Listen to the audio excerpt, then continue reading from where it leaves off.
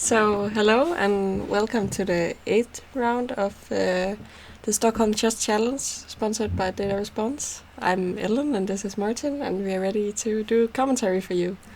Yeah, and also this is the last round you're going to do commentary. Yes. In the final round I'll be doing commentary by myself unless I find someone out who I can talk with. So, you need to enjoy this round as long as I'm here. Yeah. And so basically what we got is some Belarus domination in this tournament. The two Belarus grandmasters, Mayorov and Stupak, has been playing very well. At least they've won a lot of games, and they're both in the lead with 6 out of 7, which means one of them is going to win this tournament, unless something goes seriously wrong for them. Yeah, so in this tournament, when we started, we had 3 grandmasters who were all very likely to do well. Yeah. But unfortunately, Blomqvist has been beaten by both of the other grandmasters, which means they're just in the sole lead, and I'm not sure who is going to challenge them both this round and next round. Yeah, because there are so few players in this tournament, all the strong grandmasters have already faced each other. Exactly. And now it's just trying to beat the other guys for the grandmasters to do. And we see already on the first board we have, like, is he 9 years old from Norway? I actually think he's 11. 11, okay. I think I've been saying 9, but someone wrote he was 11, so... I'm confused by everyone's age in this tournament. Yeah, but he also looks very young. Yeah. When he and Hugo played, it was like these two really, cute kids facing off. They're both very young and... small and, yeah. Yeah. So... I think that could work to an advantage as well. I think Magnus was quite small when he was a junior, and a lot of people underestimated him. Yeah, it might be like this. What do you think about this matchup, Stupak against Kvaløy? Stupak is playing white, and he's so far a much better player than Kvaløy is, even though in a few years I'm sure Kvaløy will be able to match his current opponent in strength. But today I don't think that will be an issue. No, that's the thing. Even though you're a big talent, it still takes a lot of practice and effort to reach a grandmaster level. So right now, today, it might be a struggle. It's probably going to be a struggle. And on the second board we have Mayorov is playing black against Kusuksari, which to me is a bit more interesting matchup. Kusuksari is not... I mean, it's 200 points difference, but he's also playing white. Yeah, definitely. And we should mention that when he played against Stupak, he played a good game. Very good game. And Mayorov had some... Well, I would say he had some problems yesterday with Jogstad straight out of the opening. Yeah. Even though he showed his grandmaster abilities and won that game. So what do you think is going to happen here? I hope that Khan is going to fight well, but I think best case scenario would still be a draw. I don't think he's going to be able to win against Mayorov. So your bet is on a draw? I'm going to bet on a draw because I hope that at least someone is going to stop these two grandmasters from Belarus. I actually think Mayorov is going to win today. Mostly because he's been playing some interesting chess, but I've seen him play much better than he has in this tournament, and that's, I can say that about many of the Swedish players actually. And Mayorov was my bet to win this tournament, so I really want him to win. So I think the two favorites is going to win. Then we have Hampus and Blomqvist, the two teammates from Rokaden, their local club. And they should know each other quite well, even though they're a bit different generations. Yeah, I think in chess the age often don't matter that much, because in the club, everyone is just playing each other and you hang out. Yeah. At least I have friends in all ages from chess. Yeah, for sure. So I'm pretty sure they know each other well. So what do you think about this matchup? I think Blomqvist is going to win. I say that because I have great confidence in Blomqvist, and he still needs to show some good chess to make amends for his not very good tournament. Yeah. But on the other hand, Blomqvist has been rejecting our proposals to go out this tournament, so I'm believing in karma, and I think Hermpus is gonna hold a draw in this game, actually. Not only because Eric declined to go out with us yesterday, but also because he's quite a solid player still. He's playing white. So I think I'm going for a draw in this game. Then we have, for me, perhaps the most interesting game. Jungmin Seo had a heartbreaking loss yesterday, and it could really have spoiled his norm chances, but he really needs to win today, and maybe even both games. I haven't calculated how. It depends on who he's playing, I guess, but I'm guessing he might need to win both games today in order to get the norm.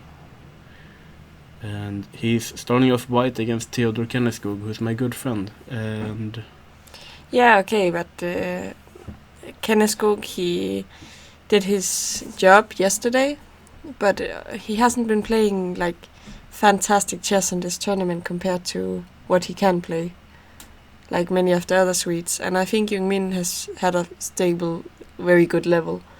He was very unfortunate yesterday. Had a good position, was pressing, but somehow he managed to trick himself, I think. And he lost, but I think he's going to make a comeback. I'm gonna think that as well. I actually think that it was good that it happened in round 7 and not later in the tournament where it might have been too late. So I think he has time to recover. He knows that it's not clear that he will score a norm anymore. He needs to fight, and that's what he does the best. And I think he's gonna win, even though, of course, Theodor is a really strong opponent and one of the players that I've struggled a lot against during my years.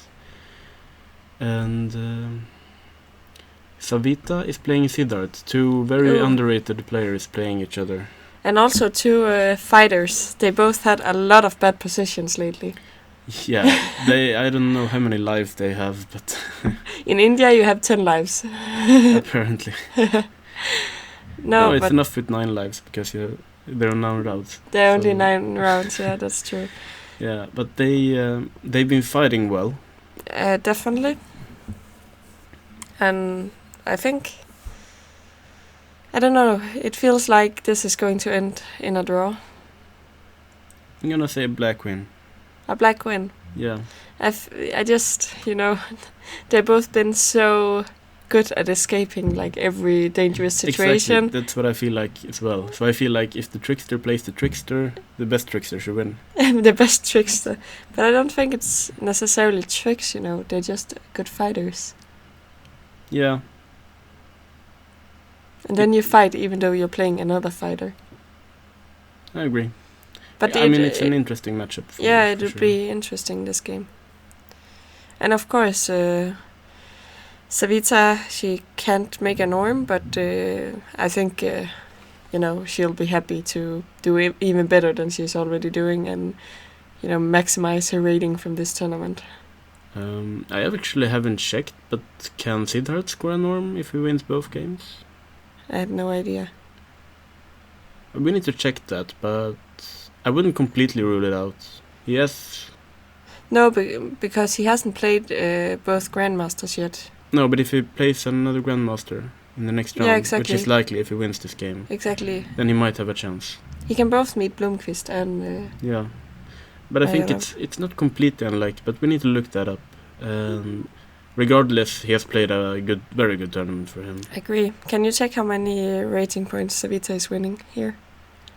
I think 54, but I don't know if this calculator works that well. I'm not sure. I think this is without K40. Can this be true?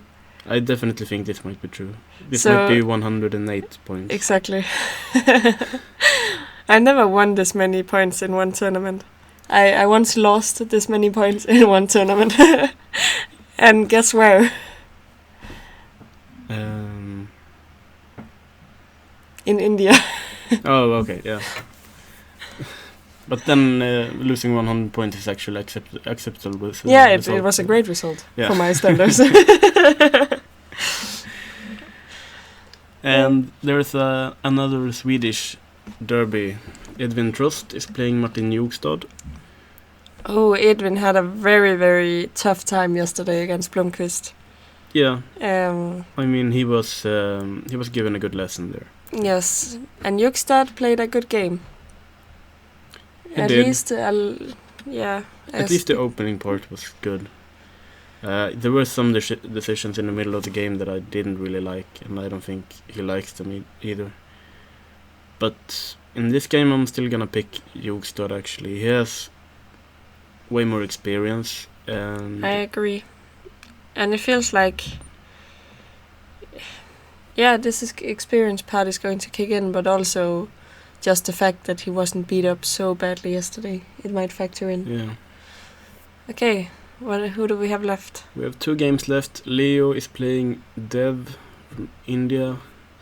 These are 2 players I actually don't know that much about. But So Dev also has a decent tournament, right? Oh, sorry. Compared to his rating, for sure. Yeah. Yeah. Oh, that's He's a been lot playing of draws. 5 draws in a row, which makes our betting a little bit easier. Yeah. So no, you're gonna but say a draw? I don't think this is going to end on a draw, actually. Okay. Because either Leo is going to win or he's going to overpress. Okay. And I'm going to root for Leo and say he's going to win this. But I don't think the other result would be a draw. I think it's either a win or a loss. But you can still bet on a draw if you want. I think I'm gonna go for a draw. Yeah. Interesting. Can I bet on both? On both? Yeah, I bet on a decisive result and you bet on a draw here. But then you have like... not completely sure that's fair. Finally, we have Kulkarni against Vanberg. Vanberg, who has had some troubles in this tournament. Yeah, but at least he stopped the bleeding yesterday. Yeah, even though I'm pretty sure he should have gotten more than... it was a very strange draw. Yeah, but, sometimes you're just satisfied that you're not losing anymore. Yeah, I think that was the case yesterday. Yeah. So what do you think about today? It feels like Kulkarni is still a better player, but I just hope he's going... I hope Hugo is going to fight well and make a draw here. And I believe in the underdogs. So you're gonna go for a draw? Yes. I was actually going to be a good student and I'll also go for a draw until you said it's a draw. You mean teacher? Yeah. Oh, yeah. I'm a teacher. But I'm not gonna change my mind. I'm also gonna go for a draw. I think Hugo... he seems to be in good spirits. And he actually asked me this morning for some advice before this morning's game. It was really cute. Yeah, he apologized if he woke me up when he wrote. No, but I think it's a very good sign that he asked me for some advice, and he's not like, I don't care anymore, I'm just gonna play these games. No, I completely agree. And it means that he's still preparing, he's still doing his best, even though he's been beaten up pretty badly in this tournament. And that he's taking the game seriously. Yeah. Which definitely. Is really important, because if you just don't care anymore, the results will follow. Yeah, I agree. So I didn't even care that he woke me up. I'm just kidding. Poor guy. I'm just kidding, Hugo. You didn't wake me up. So should we take a look at the games? Yeah, okay, so we made all our bets, and I think we should do actually one more, since it's only the last 2 rounds, and the last round I'm here. Who do you think is going to win the tournament? I'm not gonna change my mind, but I think you will. Yes. I think it would be strange of me to still believe in Blomqvist, because some kind of strange miracle should happen. Yeah. I don't think Blomqvist is gonna win this tournament. So, are you gonna go on my side and go for Major, or do you think Stupak will take this? Yeah, my struggle here is that I think Major has been playing the best chess But this round, I think it's easier for Stupak. I agree. But he will probably have a black in the last round, and it's very unclear who he's going to play. Yeah. Whereas Major probably will have a white in the last round. I should mention that I have absolutely no idea about the tie breaks and so on. So I think like if they both on the same score, I'm gonna say it's a draw between us. Yeah. If you go for Stupak. I think I'll go for Stupak just to make it interesting. Yeah. But I still think that Majorov has been playing the best chess. But we'll see. Maybe Stupak will play a brilliant game today. Yeah, for sure. I agree. In this round, I think Stupak has the easier pairing. I can see we at least have one viewer in the chat who wrote good morning to us. Good morning back. Good morning back. We are tired. Yeah, it's this 1st of May today, so Workers' Day. We should be out protesting. Probably someone who usually watch are out today, don't you think? No, I don't think so. What? No, but most importantly, yesterday was a day where many people celebrate something about spring coming or something. People just celebrate stuff for nothing. But you don't need a reason to celebrate. No, you just no. And so basically, that's what we did, and we're a bit tired today. Yeah, we're doing fine. Yeah. What has happened in this game? Why don't they have any pieces? Let's look. So we see here a move order that I know that you fancy quite a lot. Yes. G4 and G3. So I've been playing this for a while now. Actually, you made me play this. So I was very desperate. It must be almost 2 years ago now. Yeah. And I didn't really have a repertoire, so I was just, Martin, help me fix this. Yeah, and I came up with D4 and G3. Yeah, he just told me you played D4 and G3 against anything, and it will work fine. And it has, hasn't it? Yeah, it suits me very well. Yeah. So I think this is a version of what to get into a Catalan without studying certain lines. Yeah, I actually know something about this. Yeah, and this is one of the options that you get with black when you delay c4. Yeah. Otherwise, if you want to play the main lines, you can play bishop e7 and so on, castle, castle, c4. But then you get rid of some options with an early d takes c4 and so on. So this is an option for black to exploit this. So you said basically it's a way to avert some lines in the Catalan. So you delay c4, which means you avoid all the lines with d takes c4 early, which is quite nice, but of course a lot of people also enjoy to play these lines. So it's not that fancy, but we run into this problem. Yeah. I actually know that I'm supposed to play a4 here. Immediately or after castles? It might be after castles. No. Isn't it immediately? No, it's after castle. Is this a line that I mentioned, or did Nils mention it, or someone else? No, it's you mentioned it. Okay. They play like this, and then you play c3. I mentioned this? Yeah. Oh. Doesn't it look familiar to you, or? No. Not at all.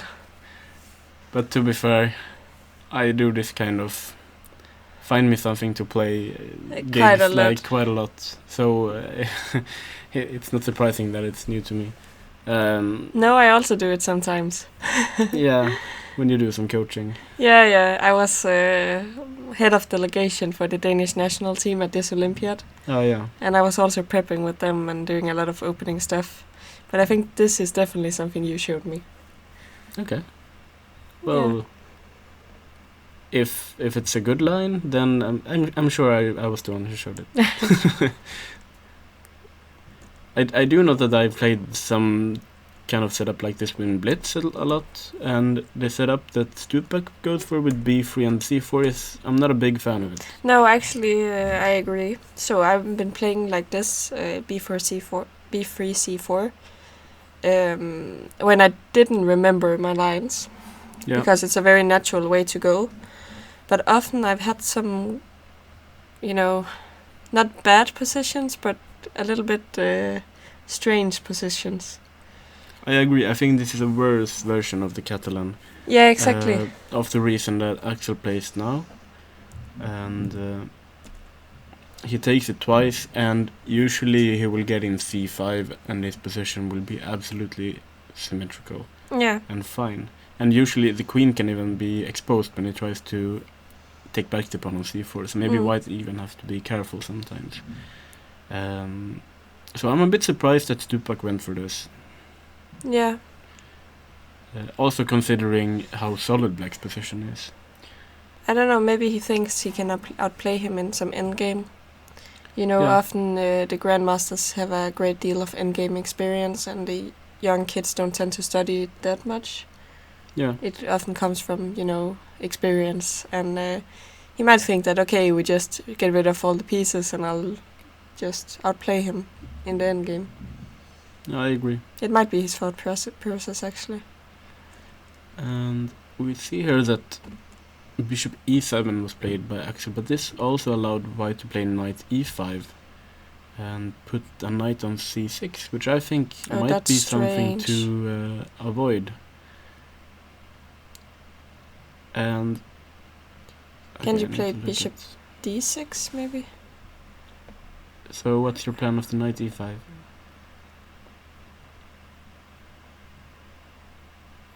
I thought I might just take on g2. I was so scared after but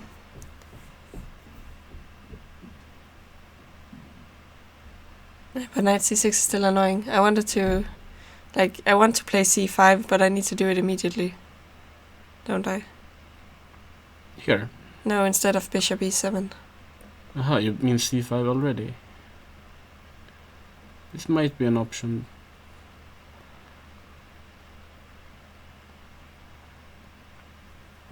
I'm not completely sure, but it looks a bit early as well. Yeah, but how do you stop knight e5? I thought knight d5 was an alternative, actually. But I'm not completely sure it works, because my plan is that I want to go knight b6 and hang on to this pawn. And if you take here, knight e5 shouldn't be a problem anymore. Maybe I can even play c5 immediately. Yeah, this is interesting. So this was one move that I was looking at least, but there should be many. He played it quite quickly, so I don't know if this is some kind of theory, and I'm not completely ruling out that black is doing okay, because he actually hangs on to a pawn here with knight b6, queen d5, but okay, queen takes, knight takes.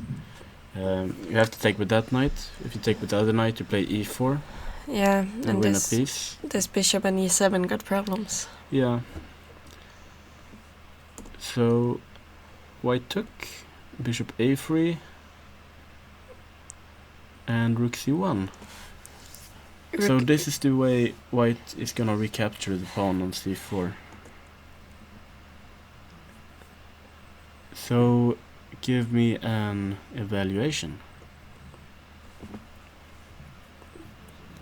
I think it's a little bit better for white. Because? Like if we talk about, this can also be a philosophical question. Nils is always asking me this. Are these one pawn island or two pawn islands? Because if you lose one, there's still one left. Wait, I don't understand. How many pawn islands do black have? I would say 3. Yeah, but if you lose this one, you still have 3. Yeah. So maybe you have 4. Now you're in deep water here. No, it's just more a philosophical question. It's not really important. But my point is, this is weak. You're going to lose this. It's an extra pawn. But then you still have this weakness. And you still have this pawn. Yeah, but I don't understand. I mean, the question should be if there are 3 or 4 pawn islands, right? Yeah, that's the question. But you asked if 3 or 2. No, I asked how many. And I said 3. Yeah, and I said, but when you lose this, there's still 3, so maybe 4. Yeah, but I usually don't count the pawns that I'm gonna lose. But but yeah, I. So this is going to be weak. I actually like having the bishop. Yeah, I mean, if everything is. If white gets to take on c4 and nothing happens, white is better for sure. And not a little bit, I think he's much better. So he needs to figure out something concrete in order to solve this problem, and I'm trying to look at all kinds of tricks that he might have in this position. Takes knight b5, rook b3, and And I still don't make it work completely for black here. This is still better. I don't really know how to recommend something for black here. It doesn't look that great.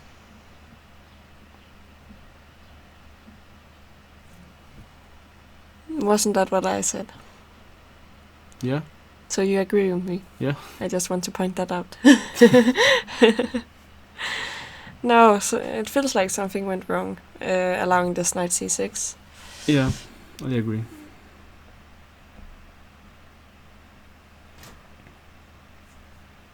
I think everything seems quite forced around here, at least. Maybe there are better squares for the queen here. Then go for this endgame. Yeah, maybe, exactly. Maybe just queen d7. Queen d7. No, but it takes on bishop a3, so it doesn't work. This cannot be played. Uh-huh. Okay, so everything is actually forced here. Which means that the problem was way before. You could play c5, queen b7, check, you survive. Sorry, where? After bishop a3. You're still up a pawn. Just c5. Okay, yeah, but your position is a mess. Queen v7. Should I go f3 or not? Yeah, I think it's okay. Yeah. I think this position is quite bad for black, because this pawn is still weak. Yeah, okay, but... But yeah, I mean, you don't lose, but... I wouldn't necessarily say it's better than the game. I don't know, he needs to somehow find activity, which isn't an easy task here.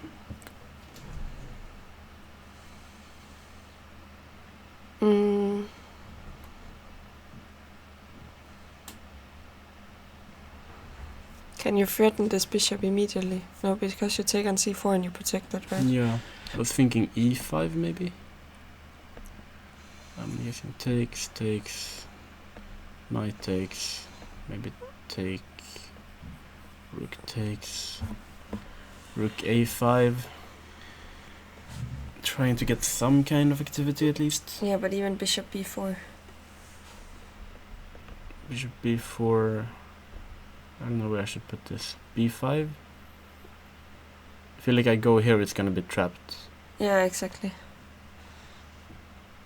But if No, you go I'm gonna go here actually. I'm gonna try. Okay, I'm playing rook c1. This one, I assume. Are you going to take the pawn just? Yeah, I think I'm pretty happy if I get to trade away this pawn and not lose it. I agree. I don't think bishop b4 was the best, but maybe bishop b2. b2, yeah. And just fight. I don't know. It's bad, but it's... But you're going to lose this pawn on c7 immediately. Like... No, not if I want to hold on to it. But I still... I mean, it's still a bad position, but... Yeah. I can fight. I can even play knight e8 if I'm really...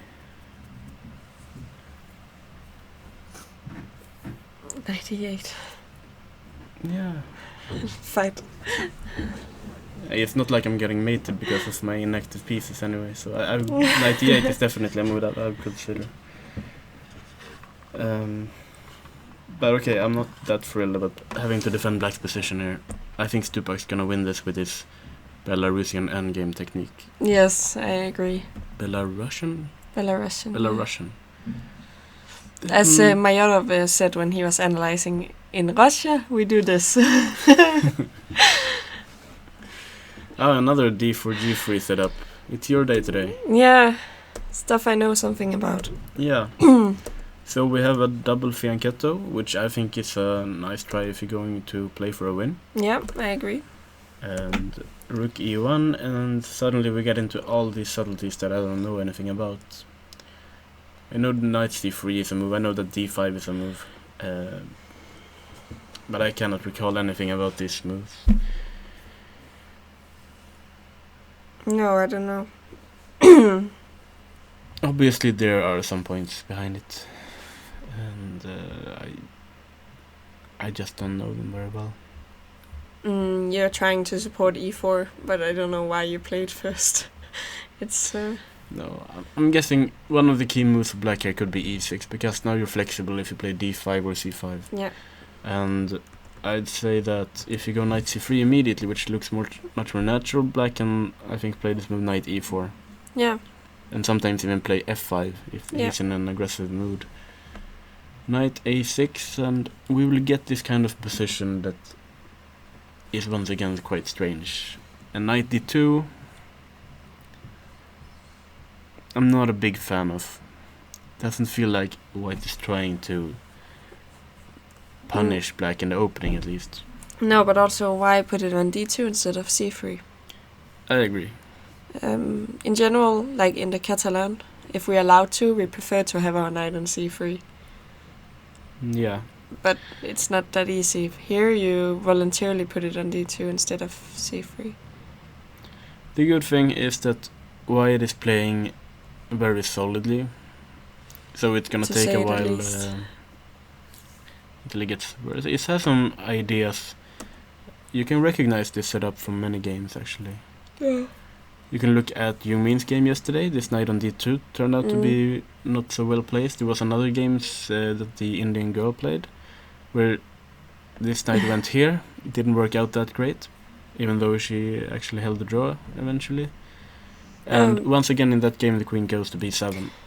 No, but I'm interested. This looks very similar. Yeah. But I still can't understand why not put the knight on c3 and do all the same stuff. We would still be able to take here. Let's pretend this knight is here. We'd still be able to take with this knight, trade the bishops, even play e4 if you wanted. I would prefer it with the knight on c3. I don't especially like the knight on d2 in this kind of positions, but I do at least know that there are some advantages when you try this idea of pushing a4, a5, when I think the knight is better on d2 than on c3. Why? Because I think it's something about the b3 pawn becoming weak. So it's protecting. Yeah, I'm trying to recall what I read somewhere in a Sokolov book, but yeah, don't quote me on this. Maybe you want to go to e3? Possibly.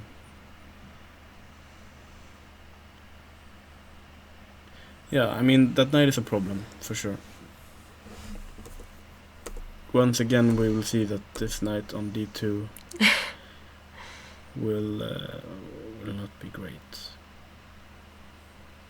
So how do we... But similar to Jung Min's game, I think a6, b5 is a reasonable idea.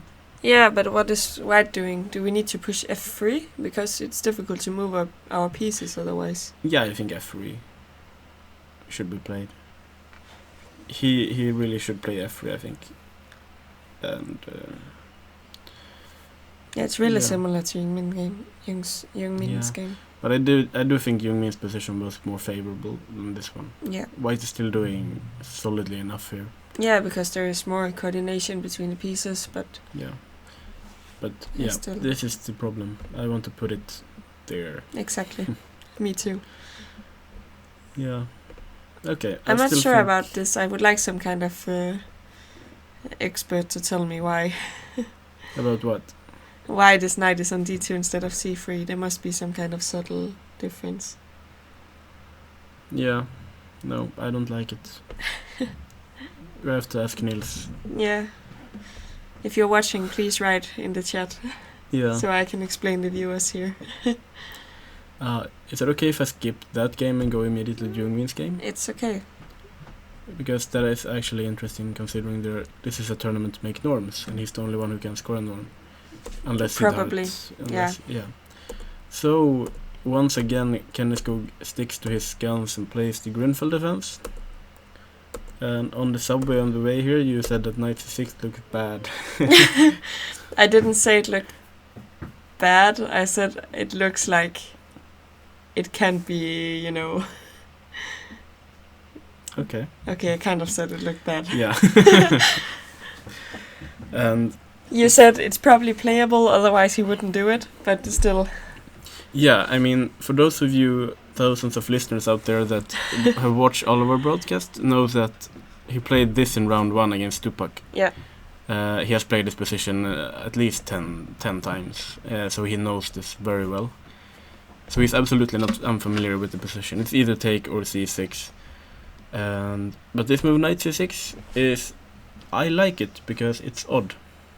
And odd ideas usually get some interesting positions in the Grunfeld. And if I should mention something, it's that if you don't castle, you play c takes, knight takes, castles. I'm pretty sure in this position that people have started playing this. And I'm not saying people, I'm saying people like Vachela, Grav and Sviller and those guys. Like good players. Yeah. Not some local club player. I think this is the position where they played it, when white is already taken on d5.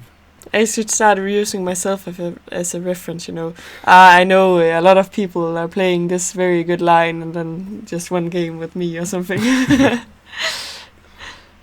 I'm trying to recall something. I don't know if it's like bishop f5 at some point, this Vachela Grav plays. I played it once myself, but I got a horrible position, so I never touched it again. But obviously Kenneskog, he must have prepared it or seen it or somewhere. Also, the next couple of moves were played very quickly. Yeah. So 92 played after 45 seconds. Okay. I assume that Jungmin is new to this position as well. It's not sure, you know. I mean, I don't think he studied it seriously. No, he might have had it in like in blitz games or something. No, but my thought process is often, okay, I know my opponent is playing the Grunfeld. How can he deviate? Like, what kind of lines can he choose? And I just briefly looked through that. Maybe knight c6 popped up. He just quickly checked what to play. Knight d2. You think you can compare your thought process to the thought process of Jungmin? I think his we're both slightly crazy. No, but his thought process is unconventional. Which might be to his advantage sometimes, I think. I agree. And isn't this what we always say? The line between being crazy and being a genius is very narrow. Yeah. Well, a5 is played quickly and it makes sense to me. Because when white puts a knight on d2, it's pretty clear that he wants to play b3. So then a5 makes sense. I agree.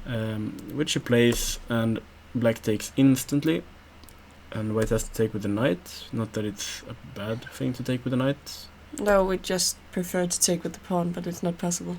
Yeah. I was sitting on the subway, why didn't he take with the pawn? And Martin's like, because the pawn on d4 is hanging there. It was early, I hadn't gotten my coffee yet. What to do? Yeah. So now the brilliance accounts because you have your coffee. Yeah, exactly. No, before coffee, I might have a level of 1500. Like, if I'm doing really well. After coffee, it's completely different. So, something strikes me as a bit stranger.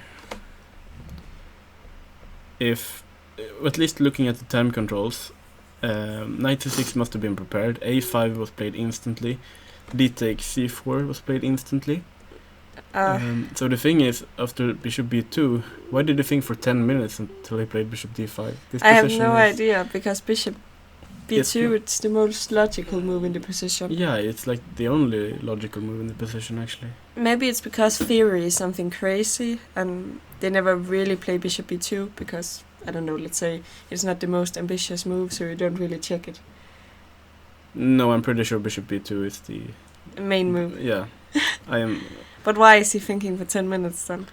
Maybe he went to the bathroom. That's yeah. Maybe he ate onions yesterday and he's feeling sick. He doesn't like onions, but that was really personal. Yeah, Kenneth hates onions, so maybe that's why. No, but bishop d5. Yeah, I mean it's the most logical move in the position. I like how Yingmin is playing really quickly. Well, he slows down, so. But these until moves now are very natural. A4, and this move Blomqvist approves of. Take a pawn. It's a double pawn. He might lose this pawn, but I like it. It's a pawn, and I think that even if he would lose this pawn, this might become weak. But also these two pawns might become weak. Yeah, I agree. With the rooks coming, the bishops and the knights. So, and of course, Black has to spend a lot of time to recapture this pawn. Even though this a3, a5 stuff that he tries now looks strange to me. He's trying to hold on to this pawn. So, if he takes, he wants to get this pawn instead. And it makes some kind of sense, but often, like the other try would be to just activate your pieces, because Black spends a lot of time to pick this pawn up and you just ignore it. Maybe he could try some go back one move. So a3 makes some sense, right? Yeah. Because otherwise this will fall. I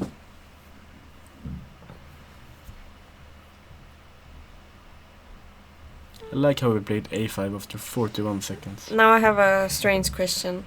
Go ahead. So what happens if we go like knight e3?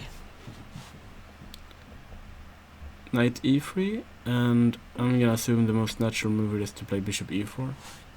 Yeah, and now I wanna push. I wanna play d5. Oh, I can play d5. This is interesting for sure. Because now I want some kind of activity. I will go back with my knight to d4 if possible. But probably this is the move to play here. Yeah, but queen b3. Knight a5. But now you don't pick this pawn up. Why not? Maybe you do. Interesting. I think this is the reason d5 might be too early.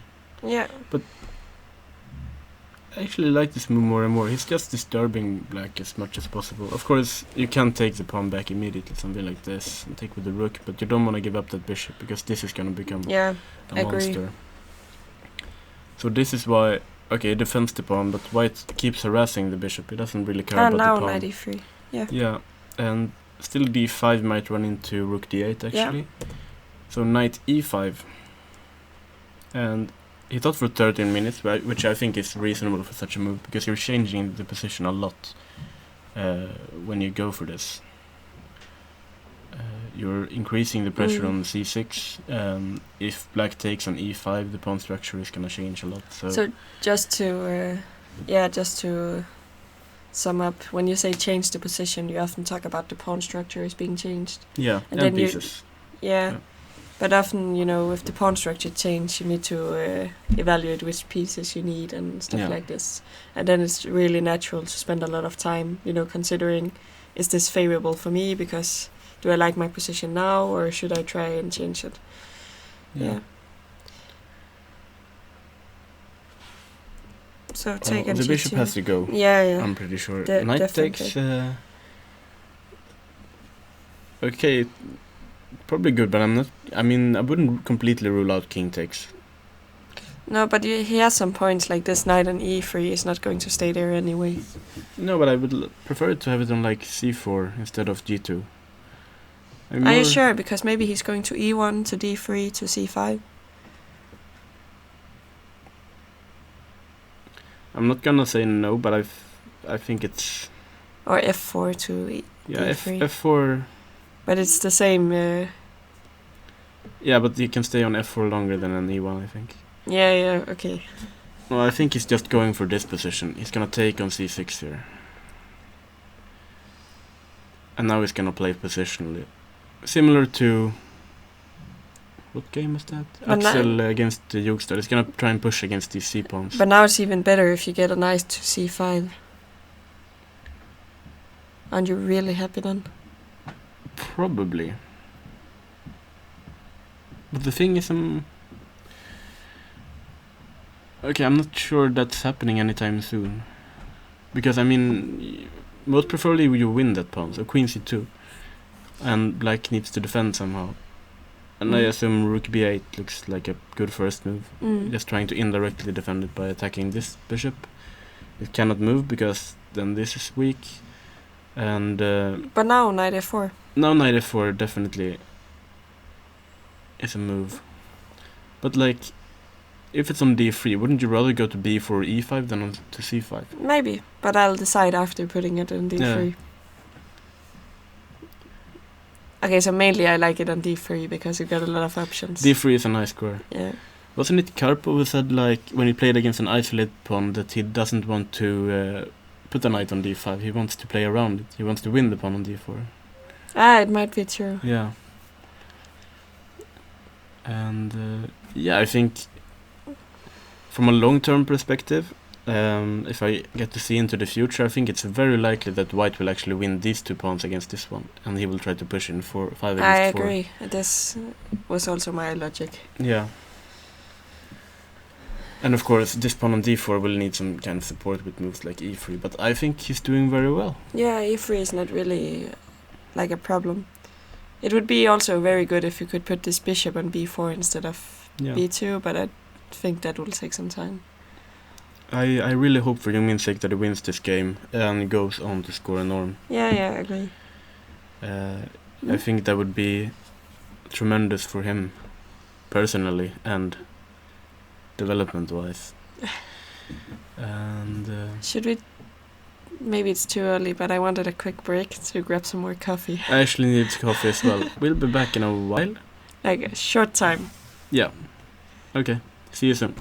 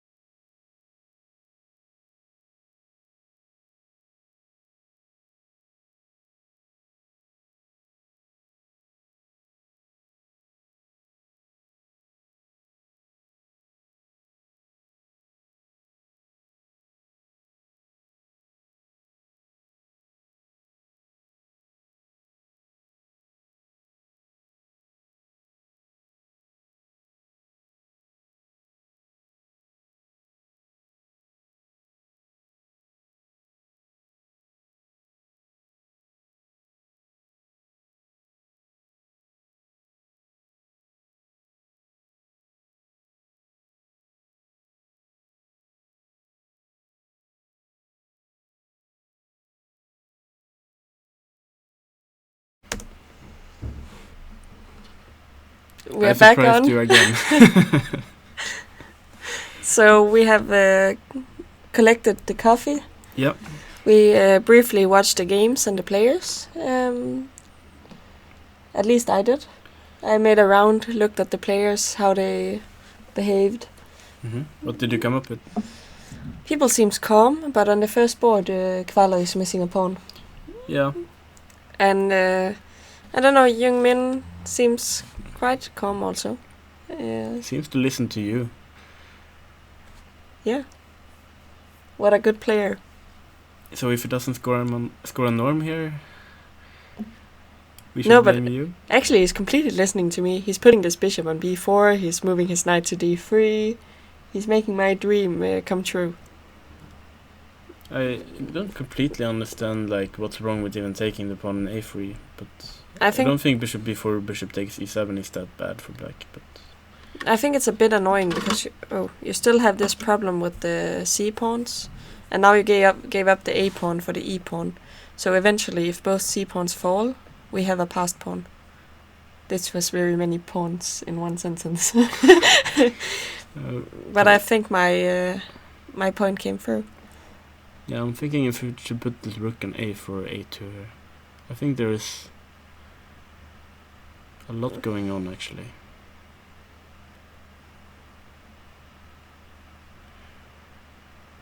I don't know. Try this one. Bishop takes. Oh yes, knight d5, bishop c5. And if I don't have anything immediate, of course white is doing well, but yeah, maybe it's actually just working if you have time to put the bishop on c5. Yeah. So I think Young Min is doing very well because clearly I'm a great chess player and he's following my suggestions. It will be a shame that he misses out on this norm, but no, but okay. I think this is also something I enjoy, as I said, like walking around in the playing venue, looking at the players, see how they like. How does Young Min look? Calmer than normal. I would expect him to be, more frizzy. I'm not sure how to call it. He's usually walking around a lot, running back and forth. Yeah. And especially after losing yesterday, I expected we would see more of that. But yeah, I don't know. He was standing watching his own game, like pretty calmly, I would say. Yeah, that's a good sign. I still can't completely say what's going on in this position, but it looks safe enough at least. Should we? I don't know. We should mention this game just to see what happened, but that pawn is gone. Yeah.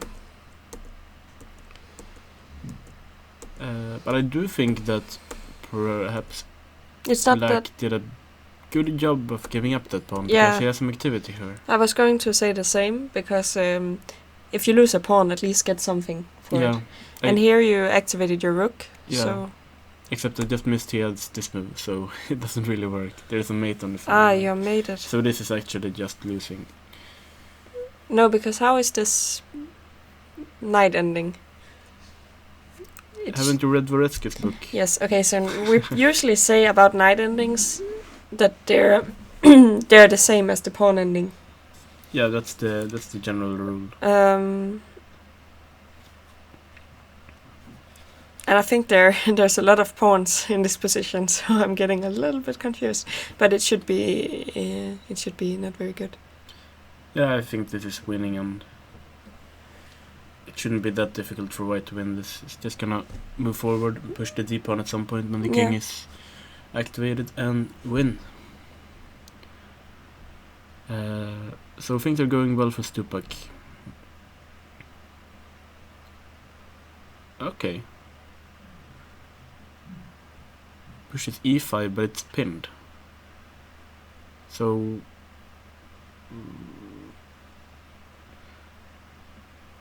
yeah, I don't know what to say here. b5 is pushed, e5 is pushed. There are a lot of taking on both sides here. Can we go back a little? Go ahead. because we are talking about the position here, and we expected him to play maybe f3 and get some kind of position similar to what both Yumin and Savita, those games. But he played in an actually a different manner. So these moves we saw, he's getting ready to play b5, I guess. And here he played the other knight back and just decided to push e5. I like the decision if it works out tactically. We saw in Savita's game, she put the other knight on f3, and it wasn't harmonious at all. But this knight on f3, and having a clear plan of actually pushing e5 makes much more sense. Still, I agree. Having to play king g1, b5, e5, I think black is doing quite well here, to be honest. Without doing any kind of calculation, but I assume Majorov has done his.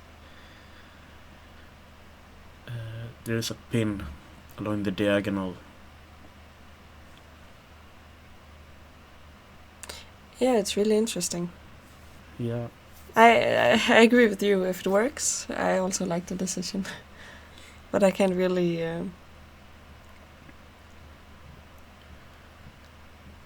I'm not sure if white is under some pressure or if he's just simply not better, but... I have no idea. Yeah. This is actually difficult. But I feel like white's big problem here is there's a lot of exchanges on e5 coming and then knight d3. And I'm not sure how to tackle this, actually. Okay, if you go bishop a1 here. So at least now stuff is not hanging. But if I take everything off and still play knight d3. Yeah, but now I just move my rook, right? But I'm attacking the queen on e5 as well. Ah, you're making this... Unless you can... I can't calculate. Maybe it actually works. Yeah, because can't... Actually, we should probably... I don't know. Knight d3 here? But I thought maybe just queen e4. No, this can't No, work. then everything this is can't hanging. work. Everything is hanging. But you can take on g7 first, or you can't. I take on e1. This is also nasty. Yeah. Because like you said, if you take with the king, then you can probably... You can't even take on e7 actually. So maybe this is also annoying. But the other thing is probably better. This is just better, but... Okay, so this fork is actually kind of a problem, as you said. Yeah. How do we solve this? How do we solve it? I mean... What if we start with like... okay, I can't play that. It's just horrible, but I was going to suggest like b4. Yeah, then I think it's gonna switch and just play knight a4. Yeah, exactly. So I don't really like that either, but it might be some kind of option. I wanna move this knight, as always. It's just a bad knight. But I'm not completely sure how to do it in a good way, considering there's also taking on c4 to consider. What if we go to... can we take on b5 and then play knight f1? We take with the pawn, I think. Yeah, knight f1. Yeah, but And maybe you take on just a2. take on a2. Yeah, and now I'm just pinned like all Yeah, over. this is resigns, I think. But if you go knight f1 immediately, I think you just take on c4, and I still have kind of the same problem. Yeah, you can take with the queen because this is hanging. Yeah, and if I take with the pawn, the bishop on b2 is a problem again. Yeah, rook b8 or knight a4 or something. Or maybe rook show b1.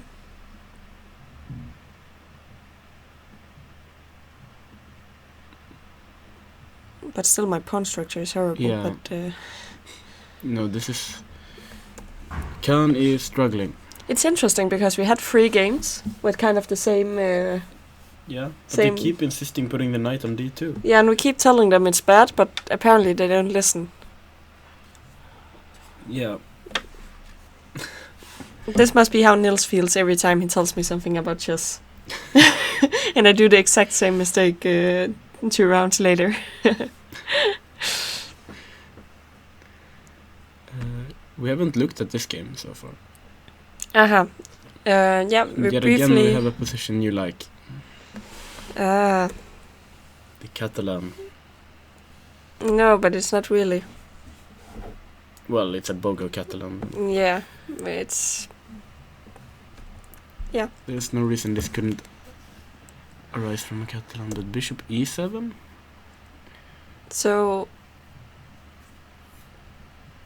When I've seen this, you can both put it on e7 and d6, right? I think that's when a5 hasn't been played.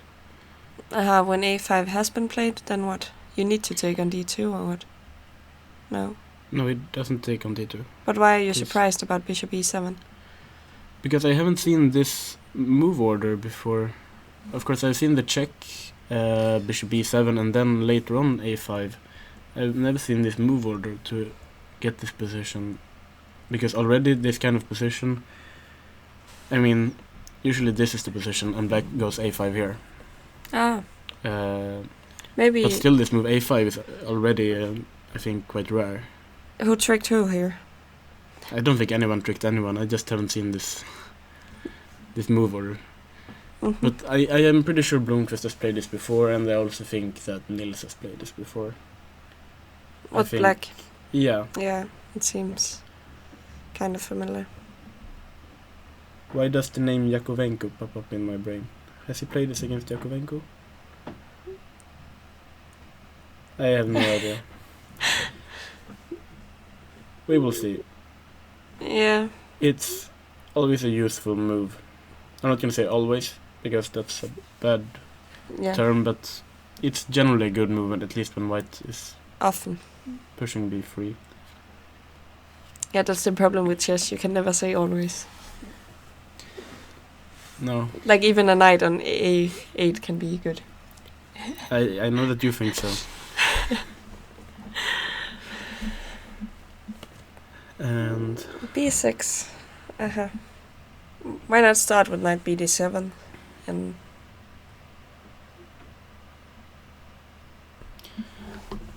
Well, you're the Catalan expert, you tell me.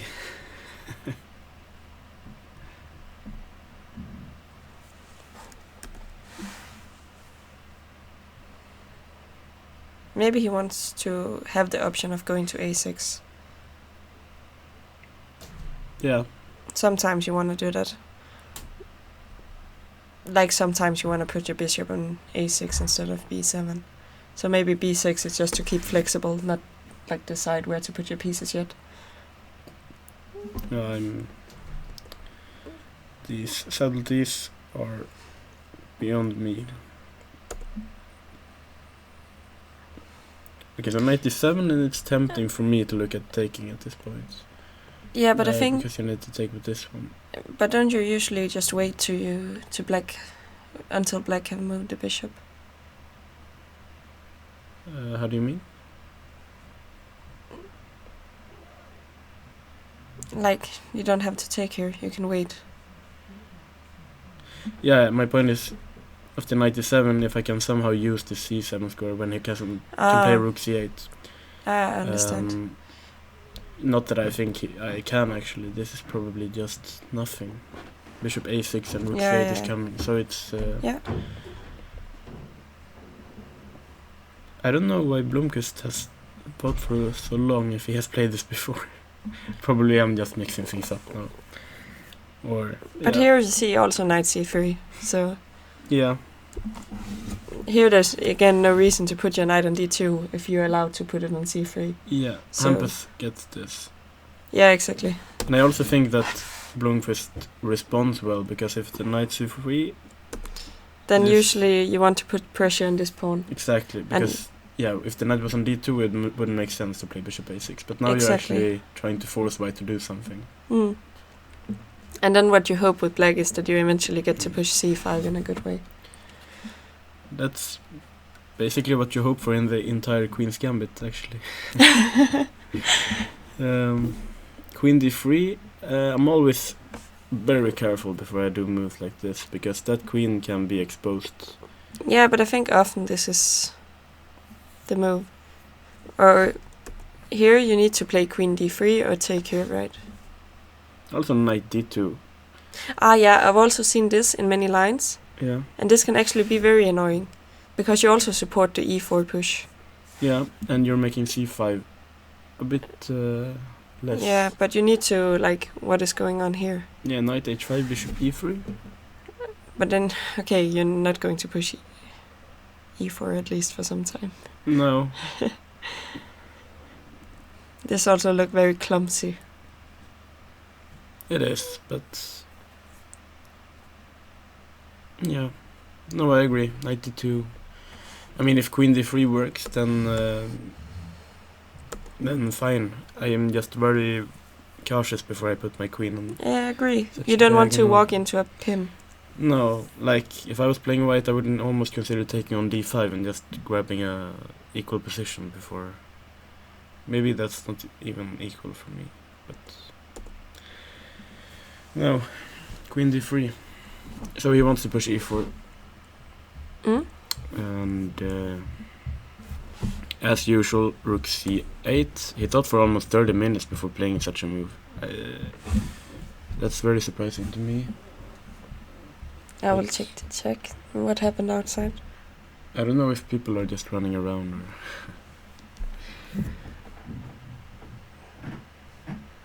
I don't know what's going on. Anyway, if you push e4 now, I suppose there's some problems with takes, knight c5 and so on. This is usually a key idea when the queen is on d3. Also taking here might... I haven't figured this out. If white can just play queen e2, then it doesn't make sense, but... Anyway, this knight c5 idea you need to watch out for. Yeah, definitely. Who's this running now? No, it's Edwin running around. Rook d1, very sensible. Yeah, but then comes the age-old question, which rook should you put where? Yeah, so...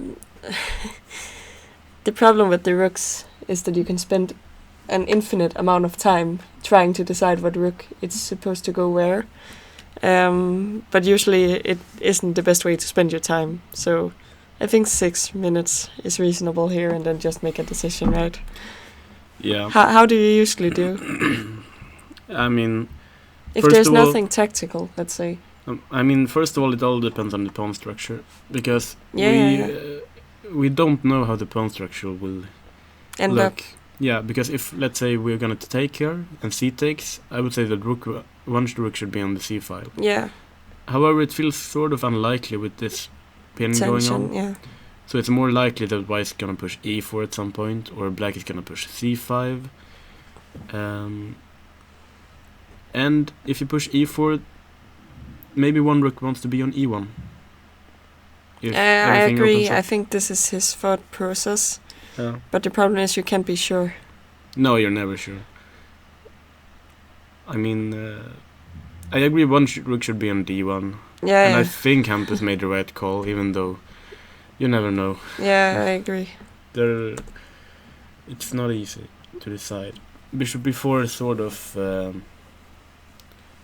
takes advantage of this. I like what he played now, actually. a4? Yeah, because you want to rule out b5. Or not rule out, but you want to prevent b5. Because in many cases b5 can be really annoying.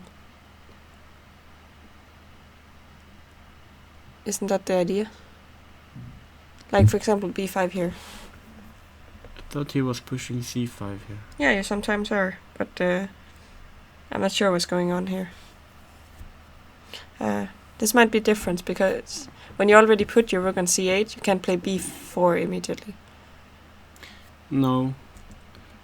I agree b5 is definitely an idea, but not also in this because position.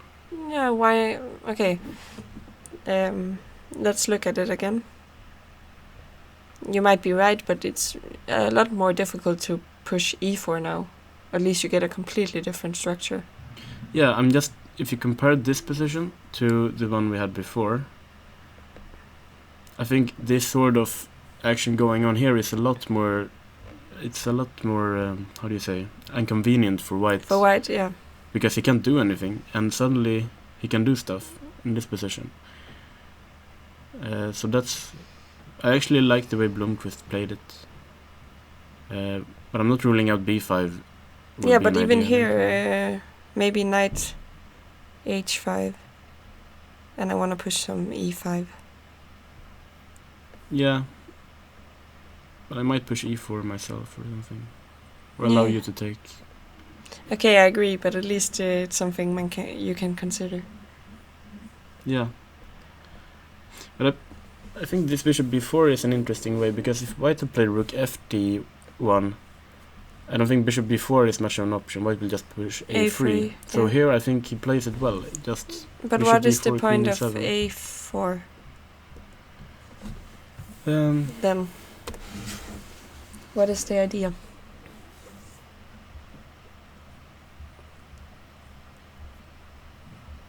Maybe you want to restrict in case he takes on c4. Yeah. But he's not taking on c4.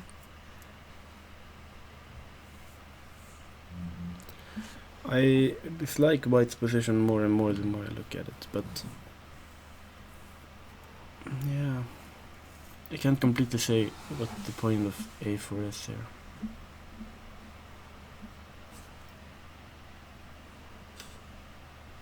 I think black is doing well, to be honest, because this pin along a6 d3 is so annoying, and with the bishop on b4 you can't even push e4.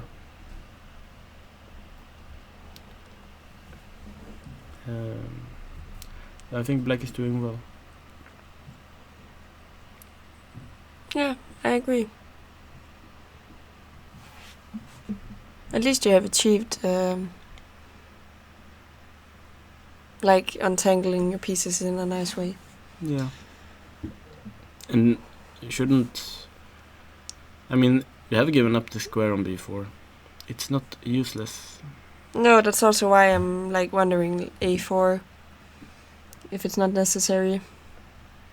If there's no idea, I don't like the move. Yeah, I mean, of course there has to be some kind of idea. I just can't recall his thought process here.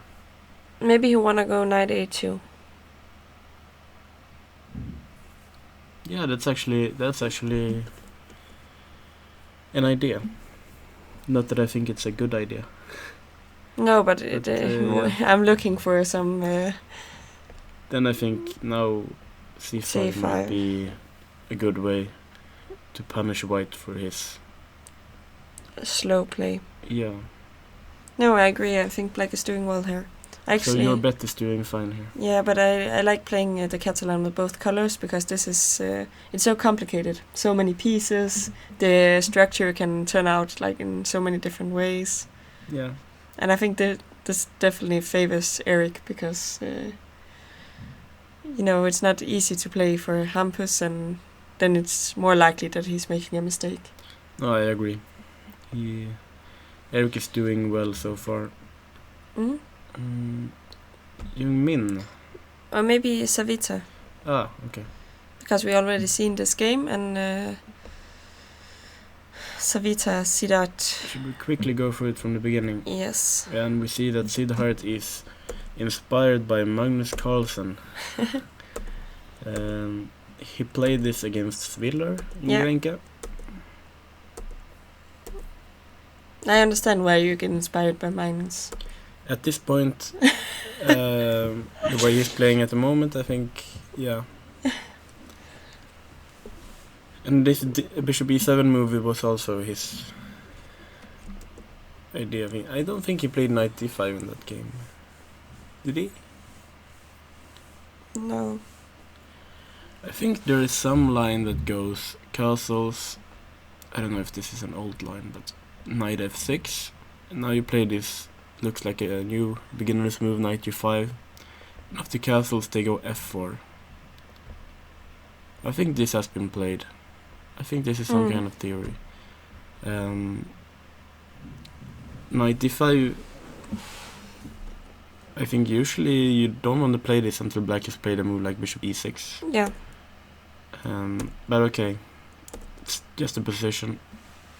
It should be around equal, I think. Bishop g4. still just general development, and suddenly tactics. But For whom? yeah, but yeah, not No, completely sure. I think But this must be favorable for white. I think so too, because there's a monster piece on the board. This bishop. Yeah. So actually, I'm not that sad about losing the d3 pawn, because as long as we have control on this square, and this bishop is left alone, I really like white's position. Yeah. No, I agree. I think Savita played well here. Yeah. It was a nice transformation of the structure. And actually, yeah, also, because getting rid of this e5 pawn, this bishop also potentially gets stronger. We open up the position a little bit. Yeah. So I think this tactic, actually, it works for white. No, definitely. I mean, I think I said it like 1,000 times so far, but white has the bishop pair. Yeah, And and the bishop on e7 isn't very good. Sorry. you have talked too much now. Yeah.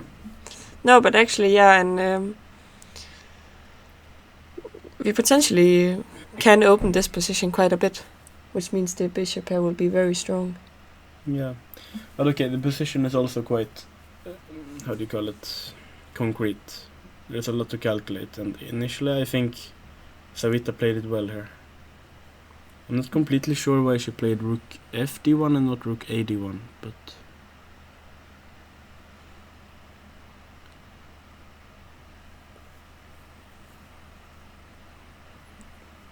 No, I'm thinking. Sorry, Okay.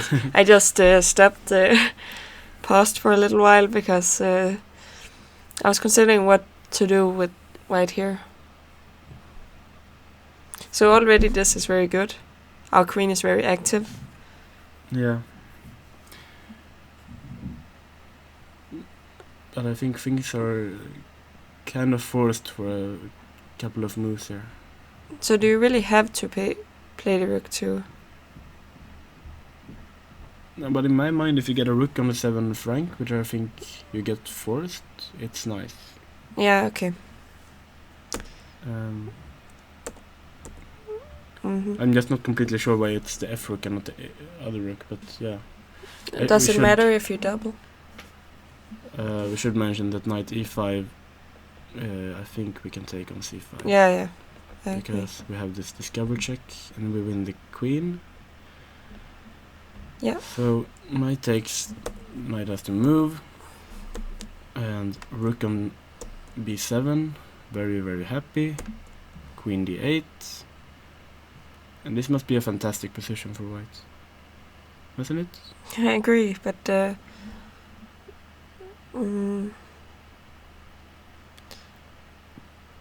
so what is my thought here?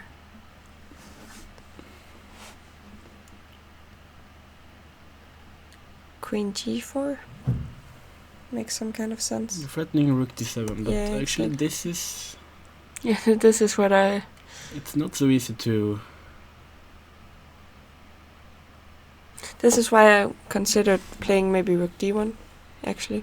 Yeah, but then I think c3 is hanging, actually. But is that so important? Let's say rook d2. Yeah, take with the rook.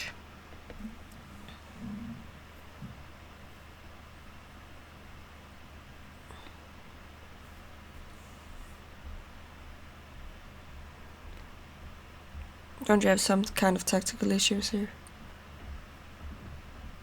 Well, you might get the pawn back. But initially I would prefer to keep my bishop on d5 if I... But I don't think you can you? You can, of course, move it. Yeah. So let's say... But even after knight b6, you can't really go bishop b3. Because maybe c4 and then... Oh, you're right. What to do? Then you maybe take on b6. This can't be that strong. No, I agree, knight b6. Maybe black can actually get rid of that bishop somehow. But Yeah, but can we do it in a more... okay, the way she played it might actually be good. Okay, but I just want to say something. Yeah. You can, of course, correct me, but I would prefer to be able to take with a piece here. Yeah, that's generally you want to be. Yeah, because this pawn, I want to keep it weak, and if you get forced to take with the pawn, you kind of get rid of this weakness. That's also why I consider rook d1, but... No, I agree. But I just felt like in this position, there should be a way for black to just... equalize, yeah. I mean, give up the pawn and somehow survive. Yeah, you might be right. Of course, there's a lot to calculate and moves to... I mean, you have to be very careful with black here, but yeah, maybe bishop f6 can work out. And I guess you have some fancy plan if I Of take on course. c5. Always a fancy plan. And some kind of trick now. I'm Always losing. trick. Mm, There's always a trick.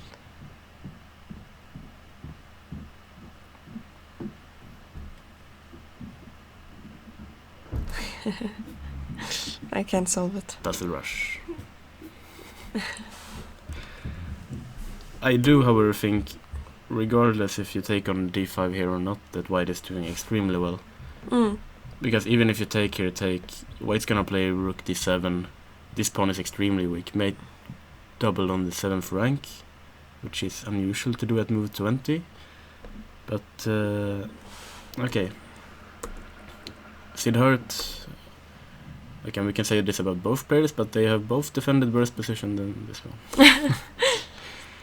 Bishop f6, and I'm not sure white is playing this Correctly. the way she should. I don't understand why you also offer to give up the bishop here. Immediately. Yeah, I'm not completely sure what's going on here. I'm not ruling out that white's still perhaps a bit better, but No, but okay, compared to c4. before. c4 might come. Yeah. You fix this pawn on c3. You maybe jump with the knight to c5. You have some play. Yeah, I think black has gotten much more than he should have after. I like my plan more actually, giving up a pawn if it, like even just leaving the pawn. I would prefer not to play neither of these moves if I can find a third alternative. Yes, but I didn't really find. Maybe I can. So, why do I even... This was also what I asked. Why do I need to take this pawn on b7? Okay, but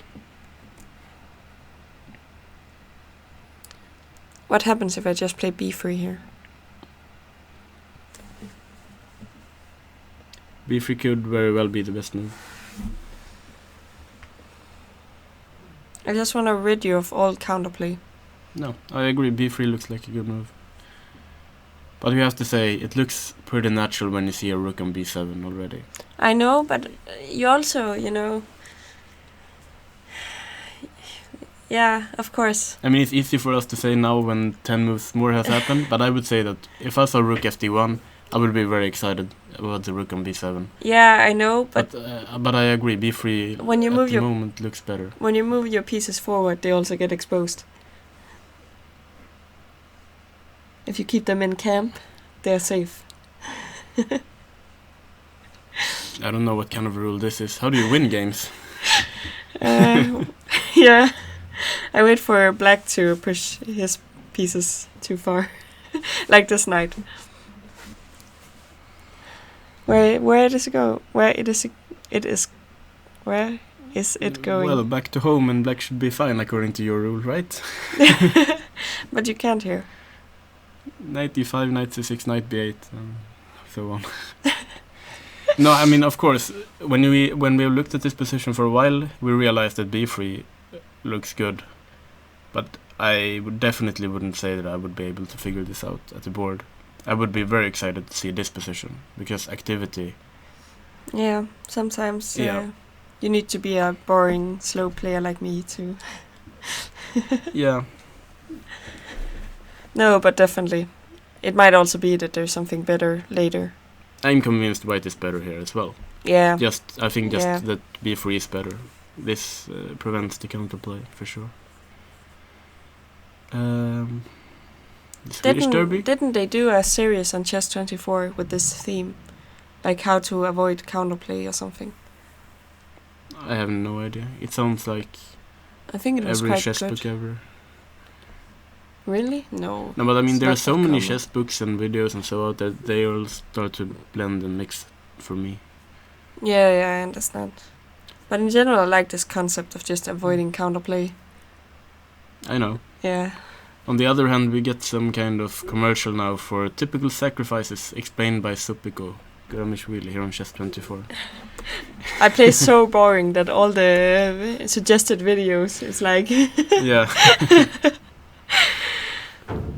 And we have a French defense. French defense with Poor Jogstad. b6 early. Yeah. And bishop f8. This is a way to play it, I know. Mhm. But actually... I've seen it. I've perhaps played it once or twice, but I've never been a big fan of it. Exactly. But I know that if you're a big fan of it, you should take a look. There is some kind of database that Marin recently wrote for black, recommending this b6 bishop f8. And I think the move that I played when I was a bit younger, after e5 immediately I played bishop f8, which I saw in a book and I thought it looked fun.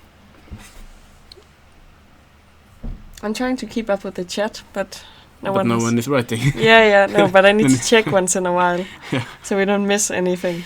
Yeah. No, but I tried this bishop f8 immediately when I was younger, and I think someone even played knight b1 against me. Ah, yeah. And I don't know if we should try to explain this move. Perhaps we should, but maybe the knight isn't that well placed on c3, yeah. because when black plays c5 later on, you might want to be able to play c3. I'm just going to show you something crazy, because you're not going to believe me, but I used to play this line. And then sacrificing the 2 pawns over here. Which I think is a lot of fun, and a really good winning try for black if you're playing a higher rated opponent, because it's really complicated. You're right, I'm surprised that you played it. Yeah. So, I mean, moving the pawns 2 squares? Yeah, exactly. No, but actually, so I've also looked at this line like as a safer alternative, but I just always, I didn't really enjoy it. Yeah, I think you get often a lot of typical French defense problems in this line. Yeah, as if the French defense wasn't bad enough. No, I'm just trying to provoke you a little bit, but yeah, I've never been a big fan of these positions, and I also have never studied them very well, which is probably why. f4, I don't think it's the main move, No. but I can't recall what the main move is. Of course, bishop d3, sensible, maybe knight f3. I noticed there are some lines in Nega when he plays like this bishop d3, bishop a6, and he just leaves them, and if it takes with the c pawn. Yeah. I just recall having browsed through Nege's book. f4, usually not the main move, and he plays for this typical get all the light squares, trade that bishop. So black should be okay, I think. Queen d3, knight goes back, and c5. Yeah, we get this what we mentioned, that the knight on c3 isn't placed perfectly. c3. Yeah, but this bishop on f2?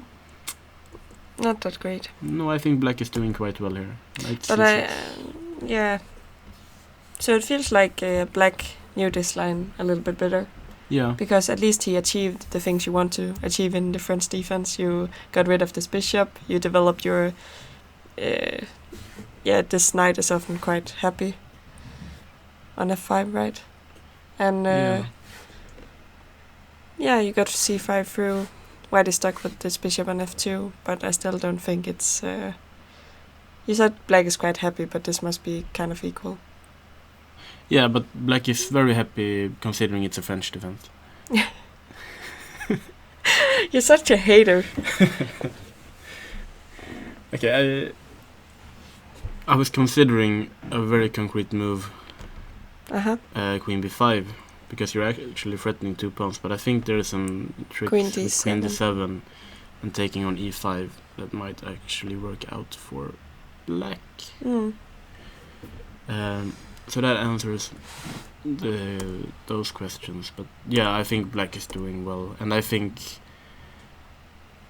actually don't think it is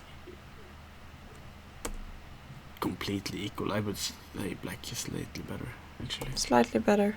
Yeah. Because of this bishop? Or because it's easier also, to push on it's the... easier for black to do something. Yeah.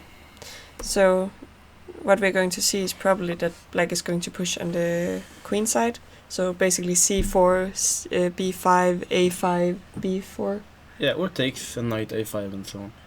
But I do think Edwin played this nice with with this entire idea of g3, king g2, h3, because he insists on playing on that side of the board, and I think he should actually. Yeah, that's the common way to do it. Yeah. Also, it's just that the problem with the stuff I just mentioned, with this c4, it's kind of slow. Yeah. So it works, but it's slow. But here, this is like king d8. I've done this many times. Yeah. No, I agree. The king is often quite safe in the middle, actually. And I was looking at g4 first, but I think black simply does not care. He will play king c7 here. And it could be that white will also overexpose on this side of the board. I agree. But okay, I might take back that black's better, because now I think it's just complicated. I can't really judge what's going on. I think it's, like you said, it's around equal. Yeah, you haven't played the French defense for many years. That's why you can't... No, my rating has gone up a lot.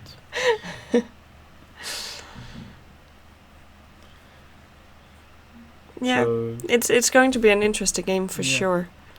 Definitely. And black is doing well hiding the king on the other side of the board. Yeah, but the problem is also when you hide over here, it's difficult to start pushing. Yeah. So then you need to figure out, like, do I try to break on the king side anyway? Could be. But that's also, you leave a lot of holes. Yeah. No, it's going to be a long maneuvering game. Yeah, it exactly. might end up very close. Like Savita's game yesterday. Yeah. But then... Who would you prefer, actually? In these positions? Yeah. Yeah, with my great experience with the French defense, I'll say black. Okay, I would probably also pick black. But it's, again... This says a lot being a French defense. I mean... This bishop isn't really much worse than this bishop. No. Also. I mean, all bishops suck when it's so many Yeah, pawns, exactly. So but I'm hoping, like, in some kind of endgame, the dream would be to have, like, one of the knights against this one. If you can achieve this, then I'm really happy. And just dreaming big here. Yeah. No, but black is preparing to exchange everything and walk with his king up until b3. Yeah, exactly. No, it sounds stupid, but it's not even that stupid. No. That's like what you dream of. Yeah. There's actually this idea I like. Queen e8, queen g8, queen h7. Yeah. To go for these endgames. I think it's an interesting idea. Not that I think it will happen in the game, but it's definitely an idea. Definitely. You should maybe... Oh. Wow. Okay. This is a draw. Okay. Is it going to be a draw? No. You're asking me, or? I don't know, I was just waiting for your... Yeah, I think... Yeah, I think it's gonna be a draw. Yeah, I also think it's going to be a draw. both players have played these horrible moves f4 and f5. Yeah, I know. Yeah, it's also struck me. Yeah, no, but I think White played it on like move 10, so I can't blame him that much. But yeah, the pawn is not gonna be that important because it's king safety and Black is gonna try to double. Yeah. And I think most likely one of the players are gonna take the perpetual check. Yeah, no. Like, we would love to, as White, exchange one rook. I said a draw in my bet, right? Yeah. Yeah, good. But let's just keep at the position. Okay. I think as White, we would love to exchange one rooks because that definitely increases our chance of winning, because now Black creates too much counterplay with the double rooks on the second rank, and we can't really prevent that as White, which is giving us really poor winning chances. I think you summed it up well. Yeah. I'm just trying to pass on the little knowledge I have of rook endings. Yeah, no, I'm pretty sure that's gonna be a draw quite soon. Who do you wanna Have you looked at this? look at? Okay, it was a while ago. So let's go back.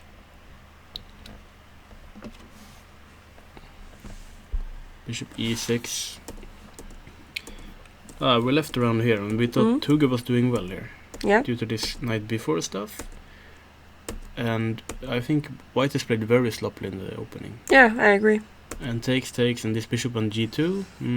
Not so happy. No, and I mean, this is nice. The knight's just coming to c5. And a5. Black is playing very well. I also like how Black is fixing all the pawns on these white squares. Yeah, knight e2, and he also uses some tactics. a4. He can take on b3 due to puzzle rush on d3. So White needs to play. But is this really necessary? Maybe not, actually. Because I want to play like maybe this and bishop h6 or something. Yeah. And improve my pieces, because it's really difficult to find a plan with White. This knight is really restricted and the bishop is bad. No, I agree. h5 is a good alternative. Because I think Black can afford to play it very slowly here. I think so too. Maybe like move the king and get the other rook to c8. It could very well be that he was too hastily when he played a4. No, but this is... I think this is one of those positions where you want to improve all your pieces before doing something, like a4. Make sure everything is correctly placed and then play a4. And, the problem is also that actually White got some problems with space, right? Yeah, definitely. So it's not that easy to... It's easier to maneuver for Black than for White. Yeah, this knight on c5 is a monster compared to the knight Yeah, on exactly. e2. So, which makes all the difference here. So here, if this had been my student, I would have said, don't hurry. Yeah. Probably.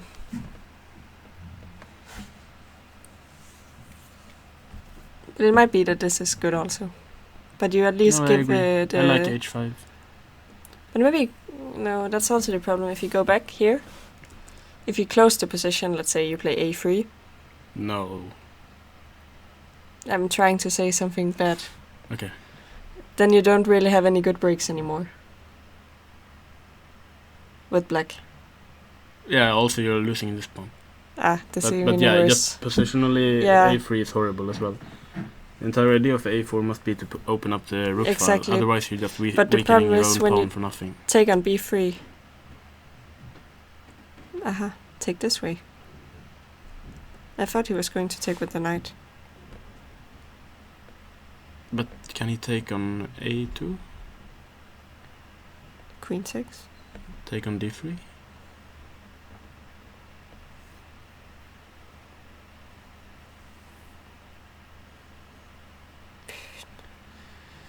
Yeah, maybe. I mean, I haven't calculated. Maybe rook takes c5 works here. I haven't calculated very deeply. No.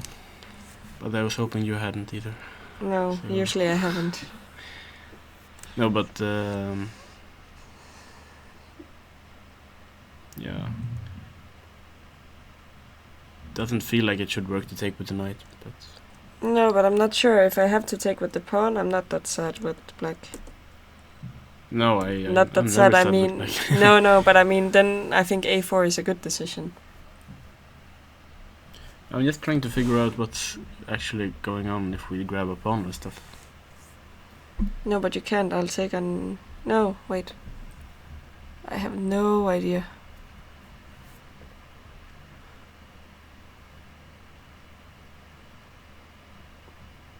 Yeah, you take on d3, I guess. Isn't this working? No, it's not at all. I want to go like rook a1. King e2? Yeah. Yeah, then I'm piece down as usual. But maybe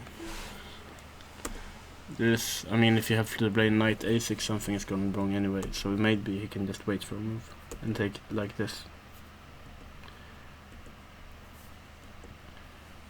So, yeah, something went wrong for black. Yeah, this, like, a white untangled. Yeah.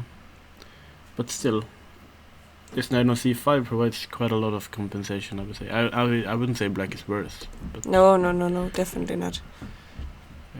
rook a6, rook b5. Why not take on d3? Yeah.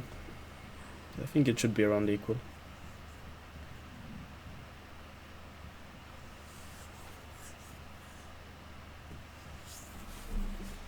Yeah, I agree, but I think black could have gotten more.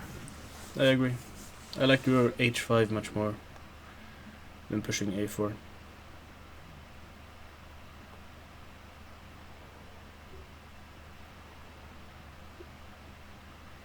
Keep your pieces at home.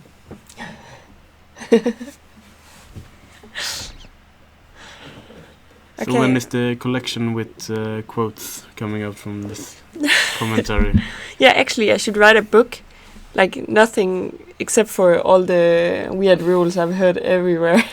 Just sum up everything I've, Yeah, I think you should. So this is checkmate. But I was just going to say many of the rules must be counter, like saying something, opposite. Don't you think? If we summed every rule up, we would definitely have some going against each other.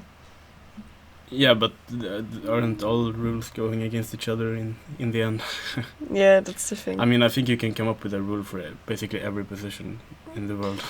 This pawn ending I can calculate. It's winning for white. I can't calculate, but I know it's winning anyway. And I don't think we need to be able to calculate this one. No, but what happened? So we had this pawn. Knight endgame. Yeah. And then you forced the rook exchange, and we had a knight endgame. So as we assumed, white was just gonna win this one.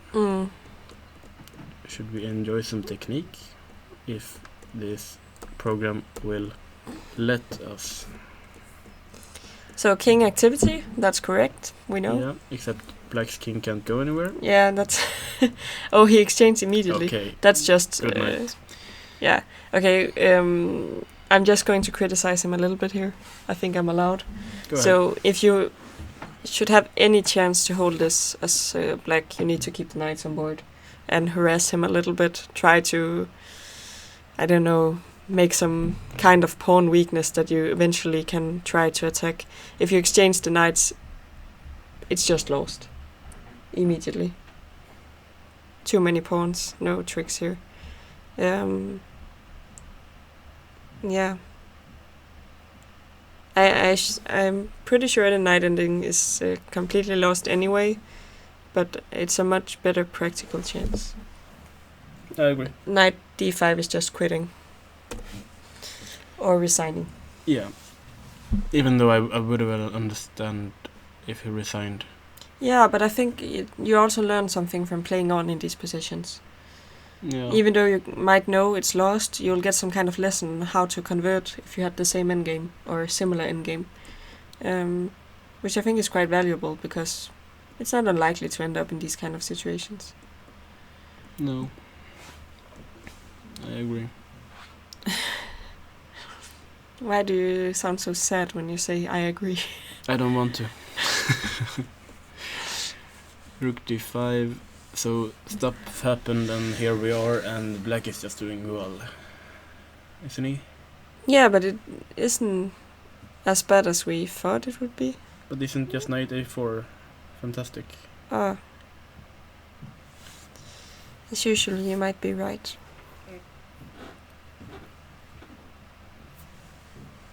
Knight a4 followed by knight b6 and knight takes c4. Yeah. And that should be a pawn up at least. Maybe white can fight for somehow, but doesn't look nice. And also all endgames with this bishop, with this knight left, are gonna be very good for white. Yeah. This is gonna be really weak, with the rooks coming into b2 and so on. So I agree. yeah. Okay. Yes, we haven't seen in a while. Should we take a quick break and then look at this game? Ah, you're out of coffee. Yeah. Okay, so we'll be back in a while, and we will take a look at Hampus playing against Blomqvist. So see you soon. Perfect. See you soon.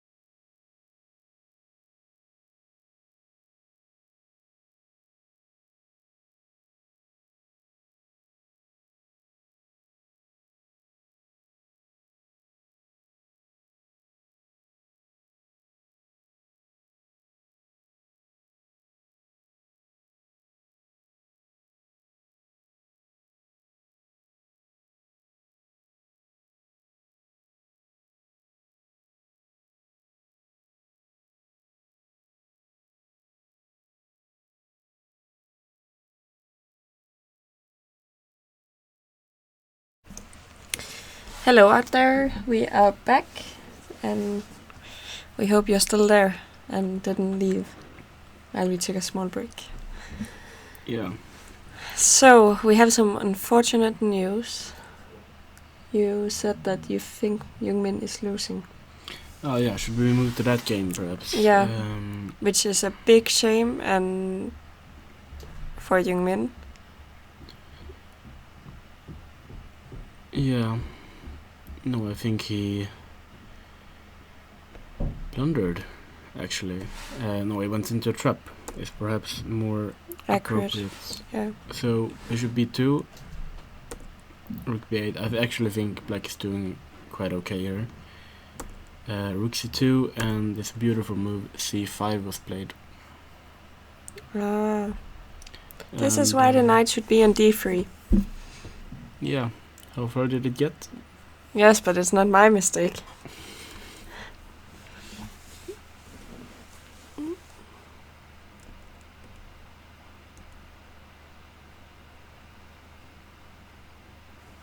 But he got some problems here to solve. Yeah, the knight shouldn't be on e1. No, but would it have been better if it was on f4? Then at least we can take and play bishop b4 to damage control. I don't think knight e1 was the problem. No, I think blundering was the problem, but I don't think white's better after knight e1. I think here, if you want to play knight e1, you should do it already here. Because now you have time. Yeah. Even though I still don't completely understand why knight e1 and not knight f4, but... No, knight f4 is of course still better. I just don't... Like I also said, knight f4. But okay, C5. We can see what happened in the game. c5, obviously, if you take with the rook, the bishop is hanging, and if you take with the pawn, the bishop is still hanging due to this pin. So, Jungmin tried a little bit of tactics, taking on d5, hoping that if the queen takes, he will take on a4. Black instead takes this pawn, and now black is very active. Two tremendous rooks and one strong bishop. And yeah, he needs to give up that pawn in order to survive, and the pawn on d4 of course is also weak. Yeah, so queen d5, this is probably just losing, I think, even though he's doing his best to defend here. And g4, and I think if black just plays e6, king g7, bishop d6 and so on, normal moves, yeah, I think he's in trouble. Actually, e6 here should be a good move. Yeah, when you're threatening the pawn on g4, so I need to play h3. But now bishop d6.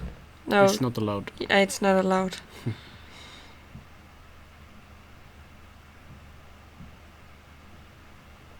Maybe rook c2. Then you play rook e1. Rook where? E1 maybe. Ah, yeah. Queen c2. Queen f4. Queen f4 might be a move. Yeah, I want to like go king g7 and then bishop d6. Yeah. Since I can't cheat and just play bishop d6 immediately.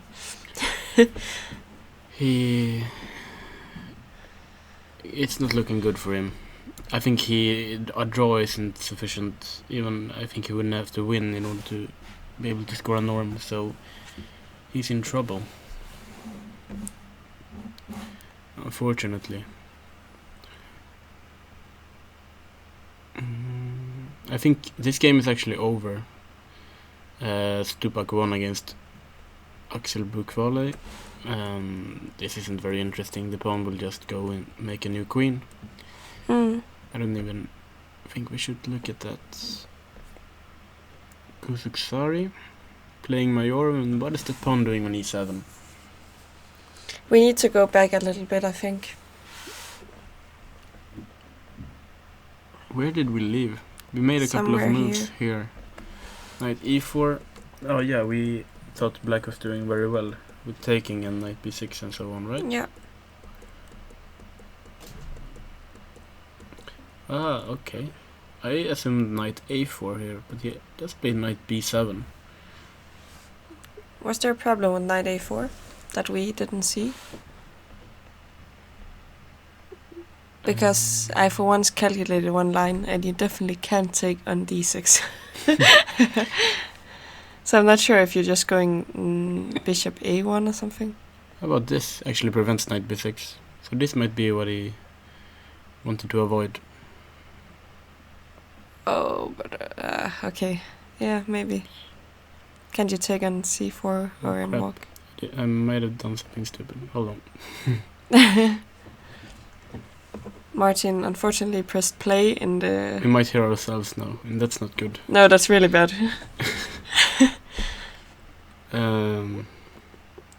But let's refresh. Actually, Nils said something crazy about this. I was like, are you going to follow me while I commentate? And he was like, no, I don't like to hear your voice. I was just, what? But he meant, when you're listening from home, it's like almost listening to yourself. Haven't you ever heard like a video where you're speaking yourself? Yeah, it's horrible. Yeah, exactly. And his point was it's almost the same when you're used to like talking to someone in person too much. Yeah, I get his point. But didn't come off so nice. What a romantic way of saying Yeah, it. exactly. Typical chess players. Yeah. So he just, instead of, he just gave up a piece, okay. But I looked at this, it doesn't work. Bishop f6. And if he is thinking now, which means it's bad. If he had played something instantly... Rook d7. Rook d7 looks like a good try. The problem is... What happens if just knight c5? Yeah, exactly. You can't... you don't have any tricks with going like d8, rook d8. Like, it doesn't work. On the other hand, didn't he have 2 pawns against the knight yesterday as well? Ah. That's true, but I think this situation is a little these bit... pawns aren't as dangerous unless I'm missing something.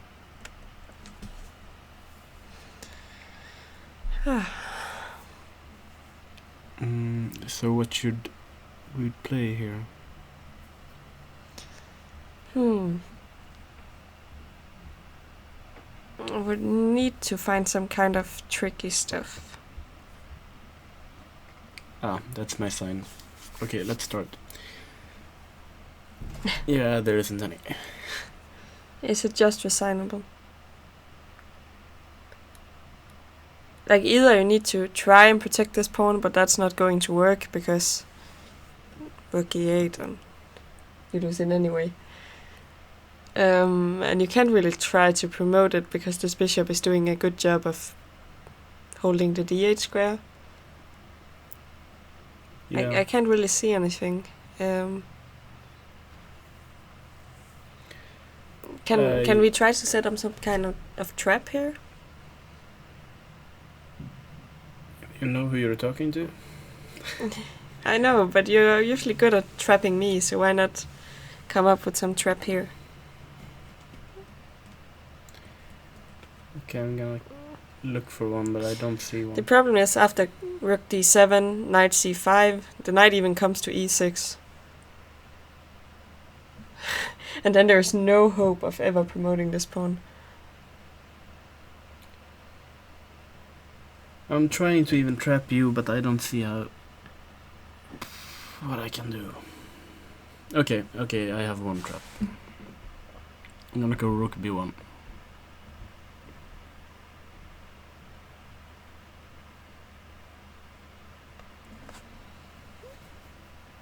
So I guess you have some kind of point after knight c5. Yes. I will simply queen. Aha. So this is a trap. This is nice. Yeah. There we go. There's the trap. There's one trap.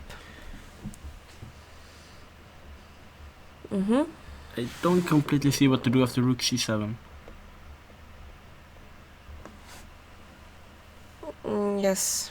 Because you can't take the knight and play rook d8. You still have a problem with this bishop protecting everything. But it was one trap. It was one trap. But now we can't protect the pawn either. No, I think I'm out of traps now. Ah, but there's a nice trap. Yeah. I tried my best. Okay, let's move on maybe. Yeah, it seems like the Belarusians are winning. Yeah. Today. Interesting, next round. Yeah, definitely. I don't know which one we should take a look at. If there is something... Okay, this has happened in Trost's game. Fireworks, explosions and stuff. So black just went with his king and white pushed g4, which to me looks a bit premature. It also looks strange. Like black just walked his king over to the other side, and then you open everything, and you're like in front of your own king. Yeah, I think he. This is a good move. Yeah, I like rook g8 and g5. I think white is just Busted. Yeah, if this happened every time I play the French, even I would play it. Unfortunately, it tends to be the opposite way around. Yeah. Like the black king, some kind of run where it tries to, escape. We saw yesterday the Blomqvist game against Trost. Oh, yeah, you're right. Maybe that's why Trost wanted to play the French. He saw how Blomqvist did, and then he thought, I need to do the same. It didn't work out as well for him. I'm pretty sure he's gonna lose this one.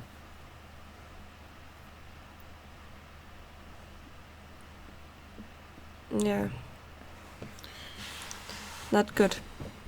So I think that's one other example of how you should have maneuvered your pieces first before breaking anything open. Yeah, and we should say kudos to Martin. I think he played a great game. He hasn't won yet, but yes, he's playing well. Yeah, okay. We should have won on the score sheets. Yes, you shouldn't be too quick to dismiss. No. I mean, I'm pretty sure Siddharth would defend this position with white. Oh, Wernberg. He drew? Yeah. Oh, that's nice. Great. I think he's happy with the draw. No, he must be really happy. Yeah. Like, come on. When you have a bad tournament, a draw against a high-rated opponent is really nice. Yeah, of course. I mean, I'm just happy for him to every point he scores. Yeah. Now you can give a thumbs up without it being really strange. Oh yeah. He's not really looking my direction, but now we'll give him thumbs up. I'm gonna give him a thumbs up. It was a double. Yeah. No, we were laughing yesterday because Martin thought Hugo had won. Yeah, so I gave him a thumbs up and then I realized he drew. Yeah, he looked really strangely at him. And later I told Martin they drew, so... Yeah, that was a bit embarrassing, but I hope he forgives me. Yeah, this happens. Okay, what game to look at? This one. Mr. Yeah. Well, Miss Rook Endgame. So I said, exchange one rook, you're happy. Yeah. You're going to press because for a win. There was actually this move that I didn't see. Rook f1, which is actually quite nice. And you're in time to play rook f2. Even though I am pretty sure black shouldn't play rook c2 here. He should. Why not rook d1 check? And king g2? Yeah, and you still try to play for some activity. Rook c1. Yeah, perhaps. But what if I just grab stuff?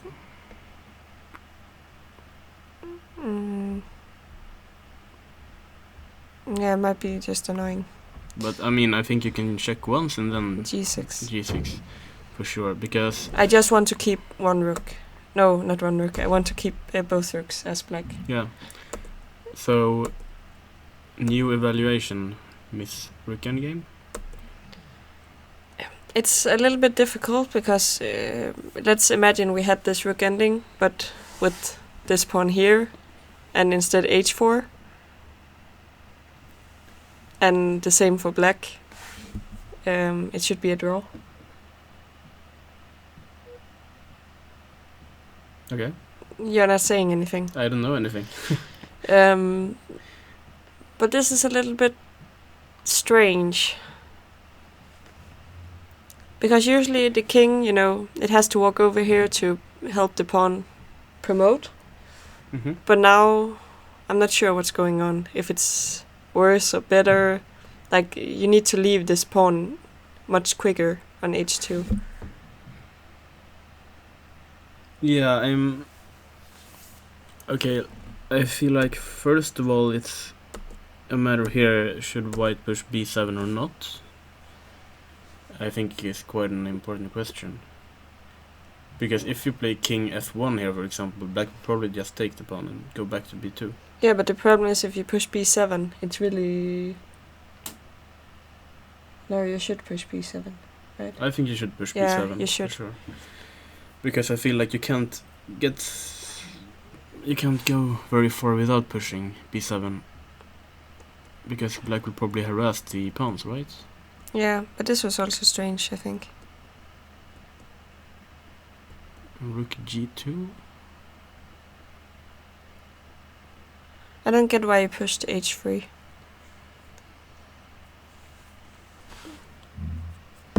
There's a lot that I don't get. No, this must be a draw. What happens after king c1? But you take the pawn. I thought king c2. But okay, it's... yeah. Can I go rook f3? Yeah, you need to take on f4. And I lose. No, but... but you don't do this. You just check. Check, yeah. And then rook here. Rook g1.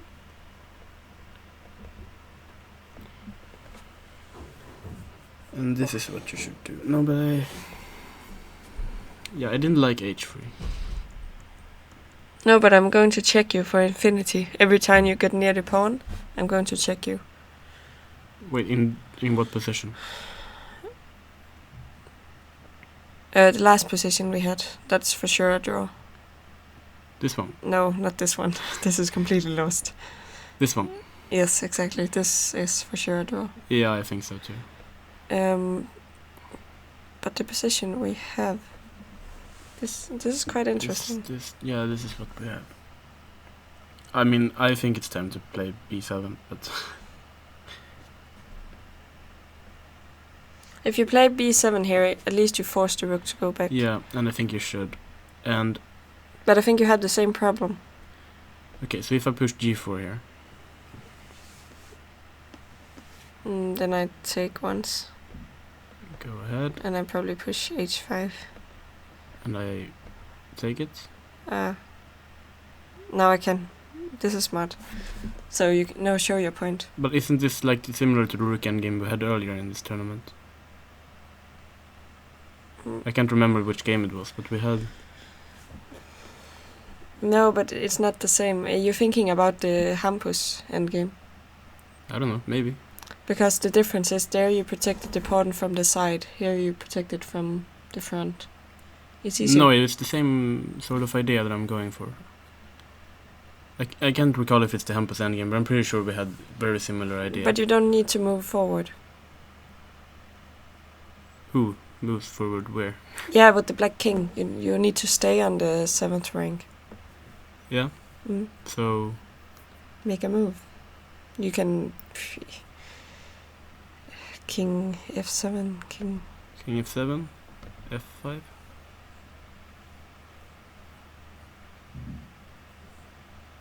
Isn't this just winning? Why? King e7? Yeah. Dvoretsky? Yeah, this is true. This is the same, but what if you go king... No, we're fucked up here. Oh, sorry. This is completely the same as we showed in one other game. Yeah. But this was not an actual game. This was one of the variations we were looking at. But all we do is variations. What? We only look at variations. But I mean, I don't see how black defends here actually.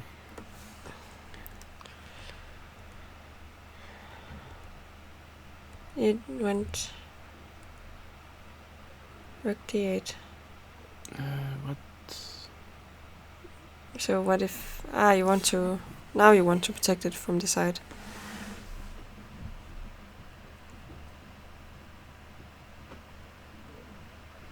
Okay, I'm just gonna show the viewers what I was talking about, because I think this is actually just winning, unless I'm missing something. But I don't see what it could be. Okay, maybe... So I just want to explain. Go back. Okay. No, if someone doesn't understand, so the problem is always we can't really go to the 6th rank because we'll get checked and white will promote a queen. And our problem is if we go too far this way, this pawn will be a problem, because if we take, then take and check, and this rook will be hanging. So we're trying to find a way with black to stay in the safe zone without having to leave. But it's not that easy, because takes f5, king h7, f5, and I'm stuck again. Yeah, but maybe we need to go for this. But maybe we can move the rook just. Yeah, exactly. Just move the rook. And then we need to dream where we put our king. But yeah, all he can do is move the rook back and forth.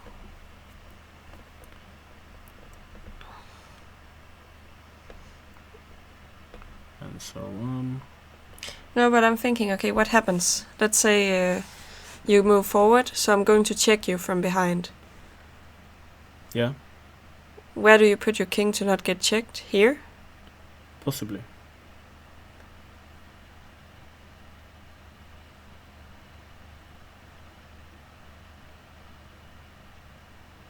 But then I go rook b6, and what's your idea?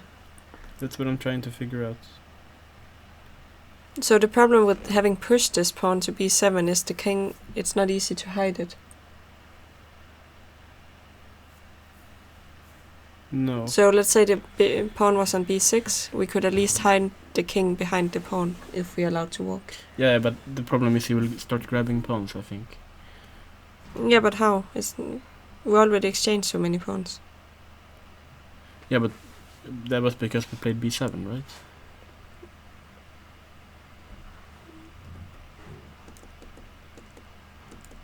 So this position now is entirely different.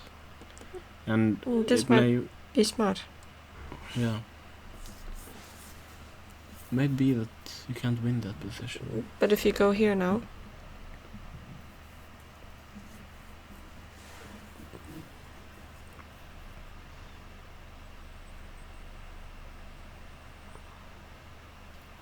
Well, I have some kings c1.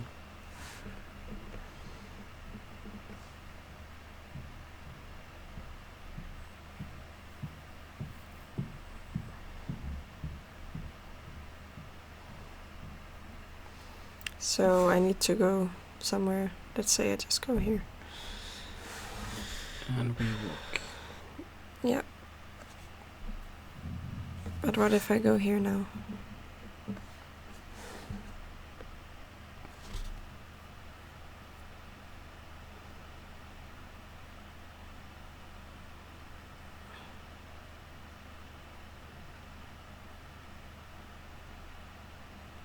But can you do something like this? You wanna go here? Yeah. And I go, let's say here. Could be, but I'm still just walking with my king, I think.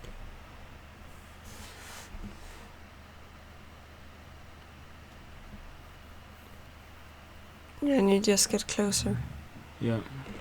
Yeah, I'm not sure. Could be that this rook d6 is good.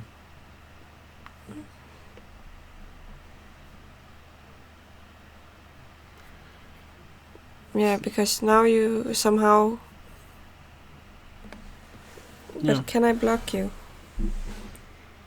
Let's say I go king e7. I know I gave you some moves. Now rook b1.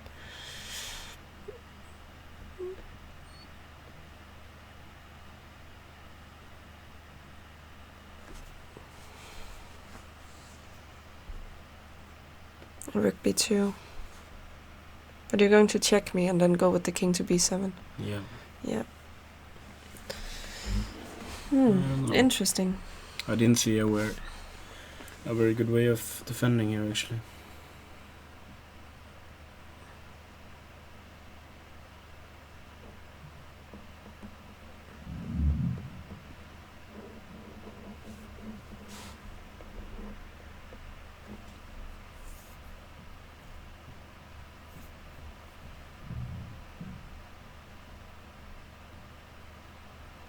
I don't really believe in it, but I need to try something.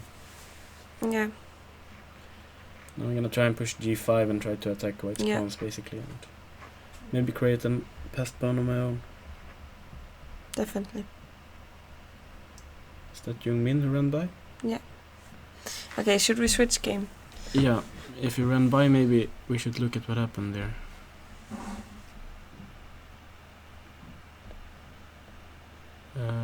So of course you're still welcome to join us in chat if you're watching. I'm checking it regularly. I should also actually check the other chat. So, well, in this game, white is under pressure and a pawn down, so it should be simply lost, I believe. Some technique required, but... Are you so sure? Quite sure.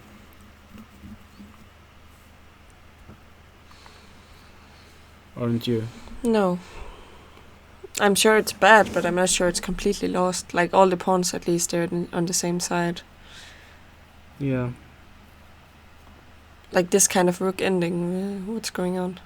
It's probably lost, but still, it's not that easy.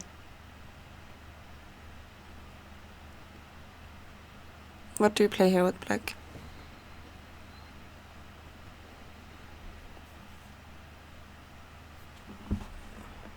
I don't know if I should start with king h7.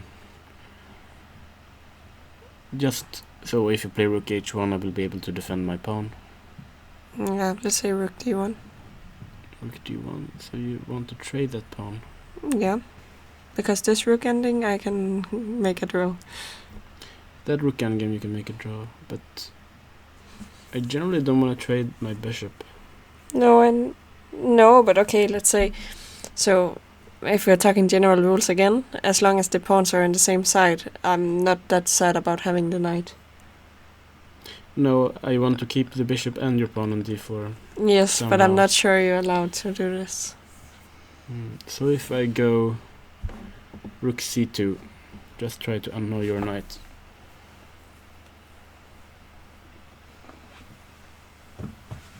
Yeah, but then I was thinking... What was I thinking? I had some idea. So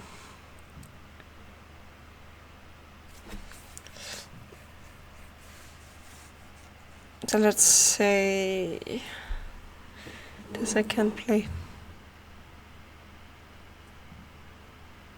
Like after knight e5, I think you can take it. Actually. Takes rook e2. That's a good point. Yeah. So here maybe d5. Ah, tactics. Someone has Whoa, I made a tactic. Someone has been doing Puzzle Rush. Okay. How do I tactic you back? That's the question.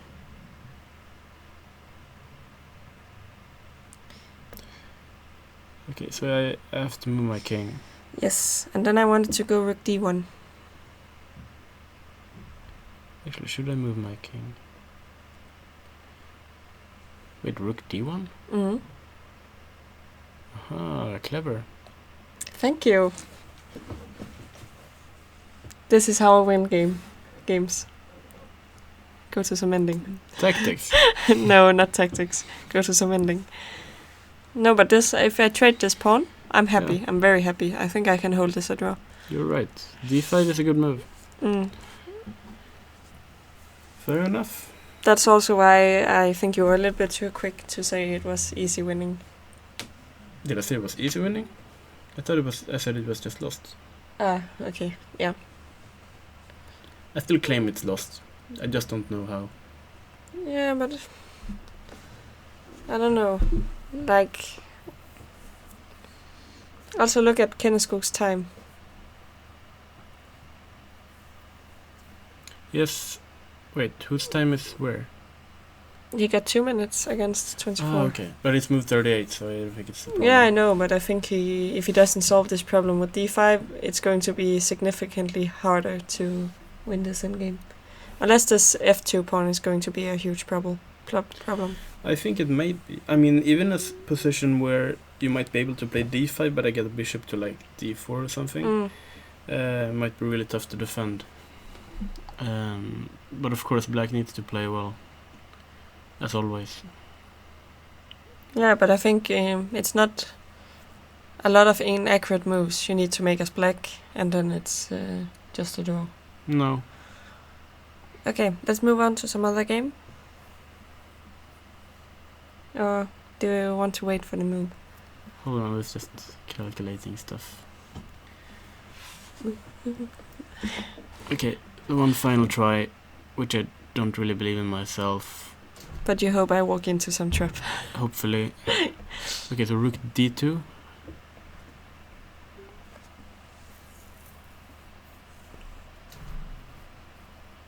But now rook h5. Or h1. And I played rook d2. And my idea was, can he play bishop h6? Oh, come on, what's going on now? You want to take on f2? What? Yeah.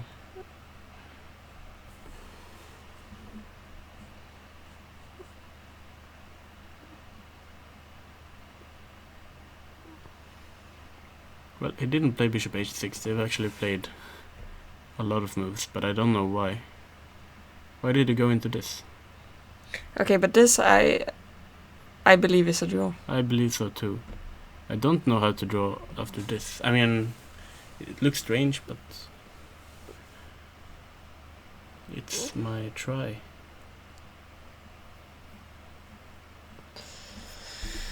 Okay, think, Ellen, think. Come on.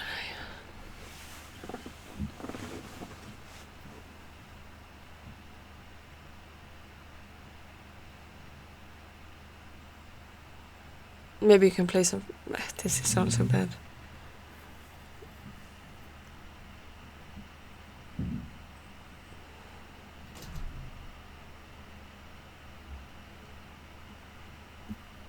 So did I succeed in finding a good try?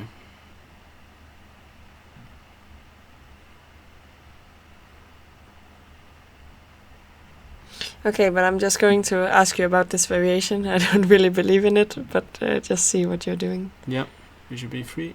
Right. Aha. No, but this cannot work. I'll take on d3. Yeah. Yeah, and I will play rook d2, and I will trade. Okay, smart. Yeah. However, the game... This must be a draw. Yeah. This is strange. Yeah, it's also a strange version of the 3 against 2. Yeah, but it should nonetheless be one he should hold. Yeah, I completely agree, but it's good for... It's very good for Jungmin. Okay, so what are the odds that Jungmin runs in here and said, I was completely lost? I give you 1 to 2. That's what he usually says when he gets away with a draw. I was completely lost. Yeah, and I think he was. Yeah, I agree.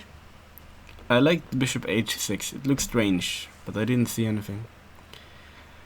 So, but we need to do some calculations and if he can still win the final round and get a norm, because But I will leave that up to the experts. Yeah, but I actually highly doubt it. I think he had to win this game. No, I don't think so.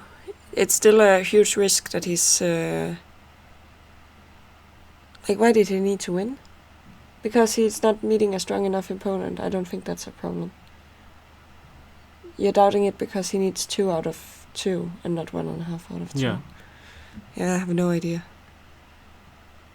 I think his performance before this round was maybe 24-20 or something.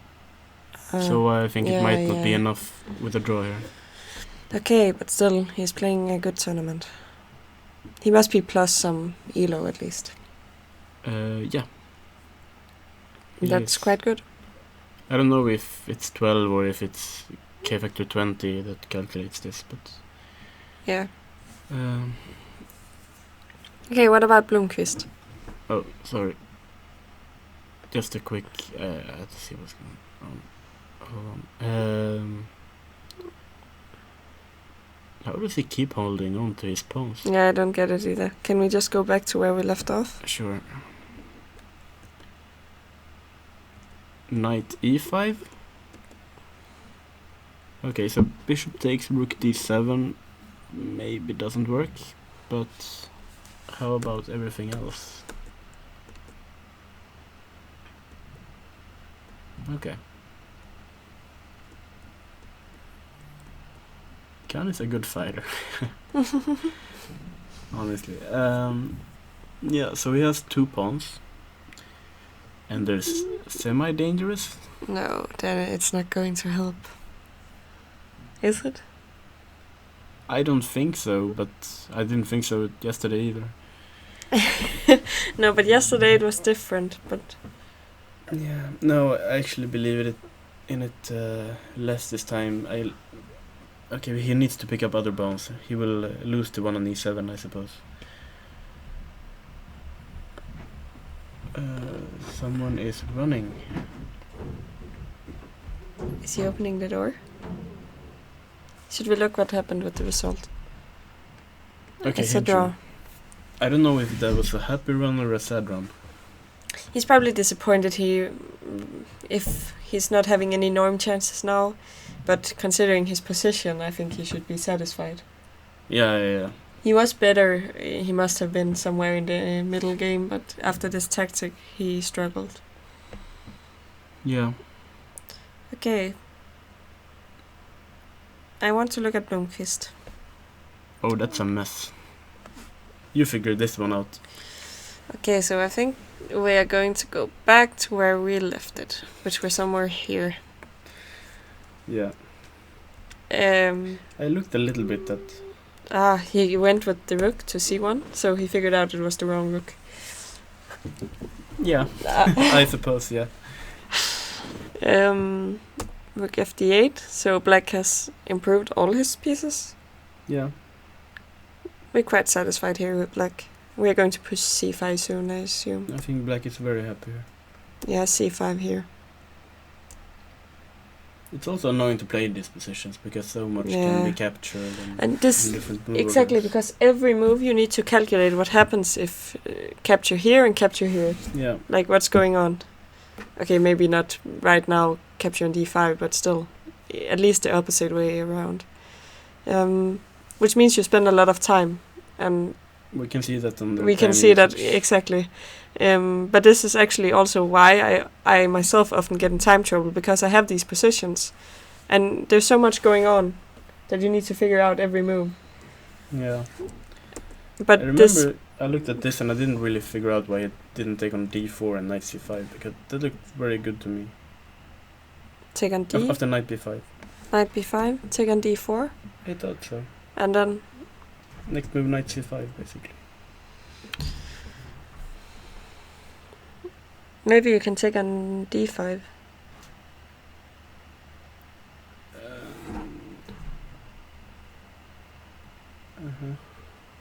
E5 maybe?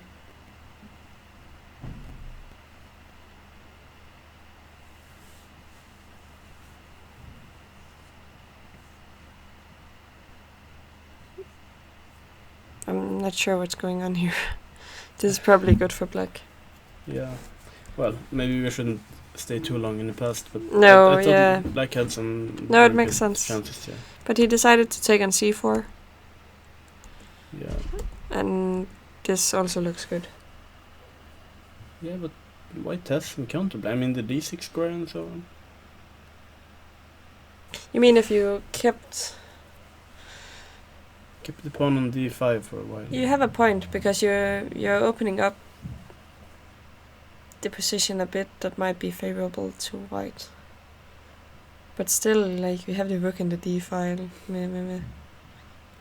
Yeah, but these positions, they are complicated. Queen b2, knight d5. And let's go. I don't know if it's happy or sad. No, he's happy. He saw me.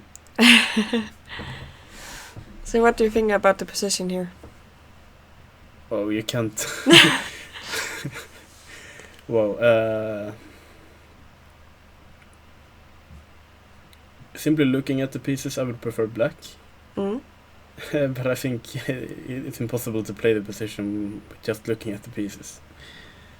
Yeah. I think black's position looks a bit more active. I like the knights on c5 and d5 and the bishop. But actually this one, Yeah. a little bit strange. It might be traded. Maybe not. I don't know. But knights are tricky. There may be forks and stuff. So complicated. Yeah. So let's see. e4. Knight c7. Oh.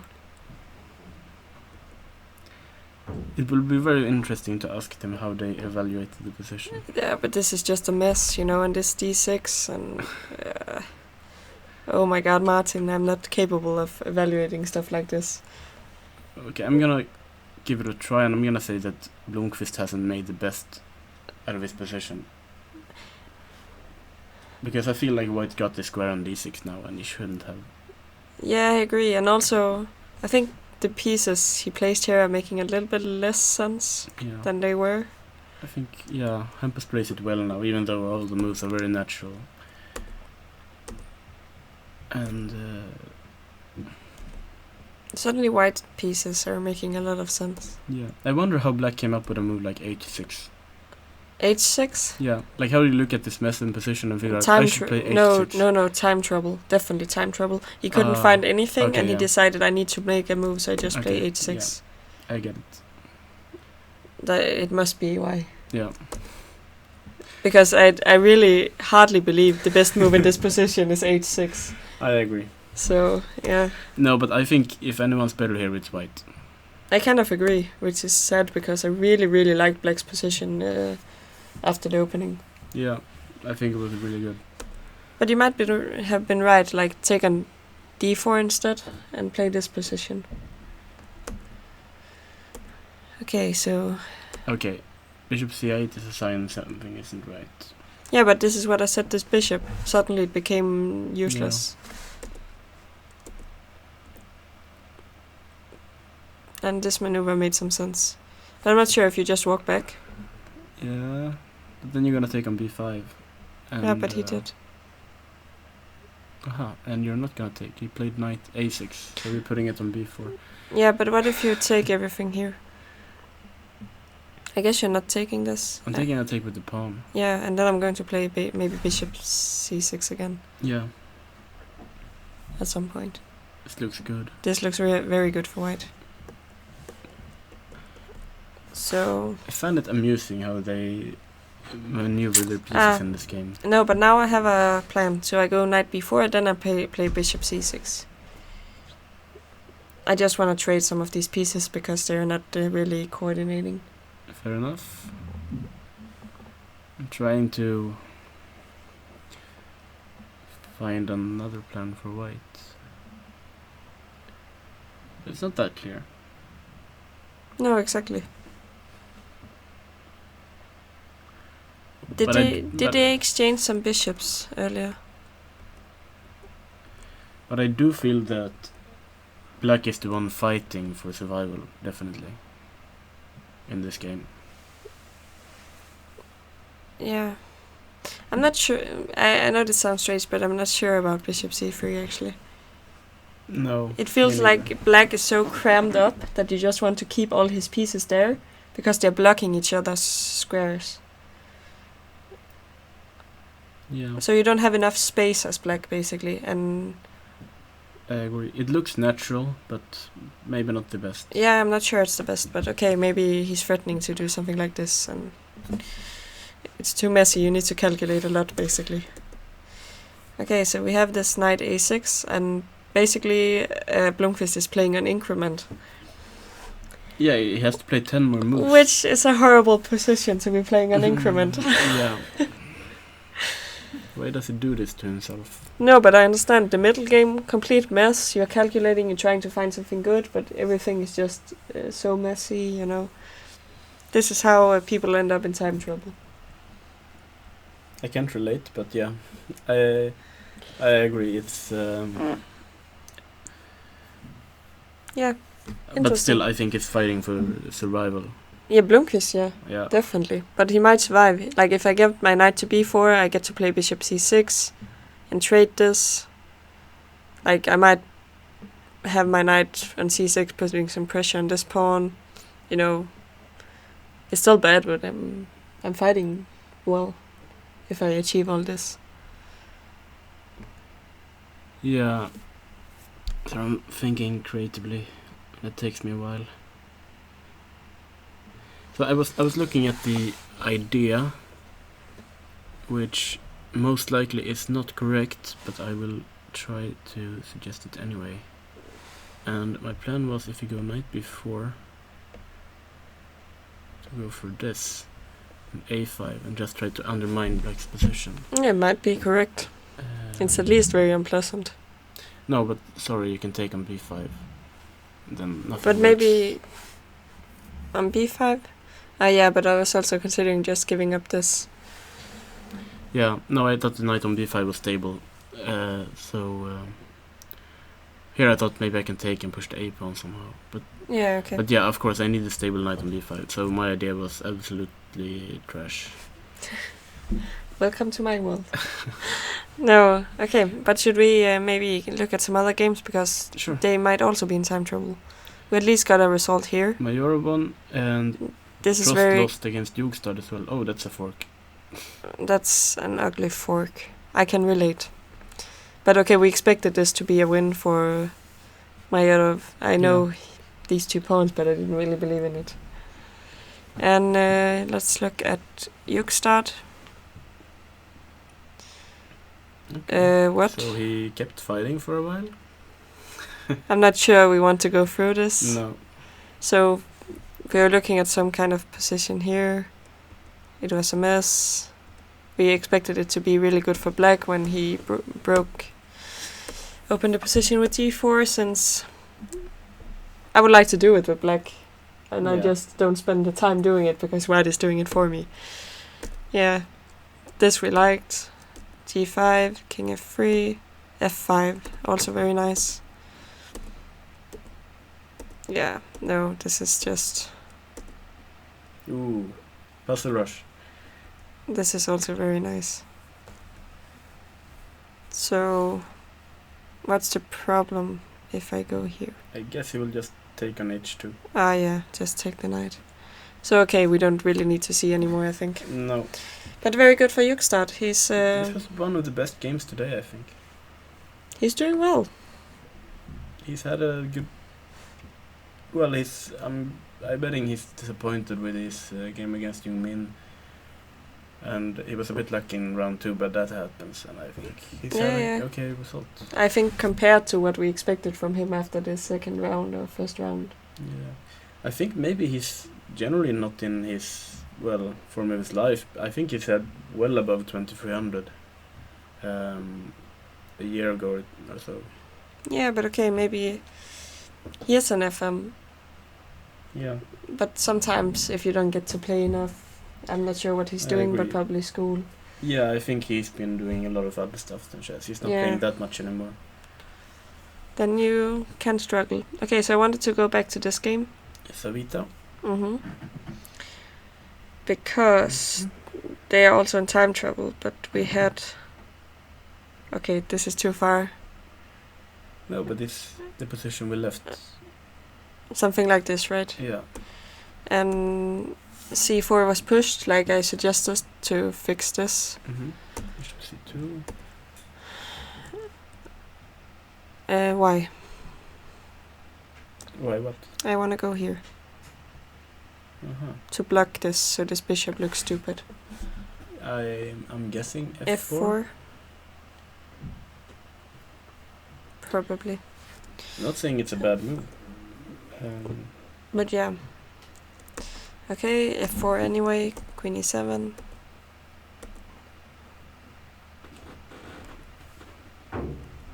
So who do you think is better here?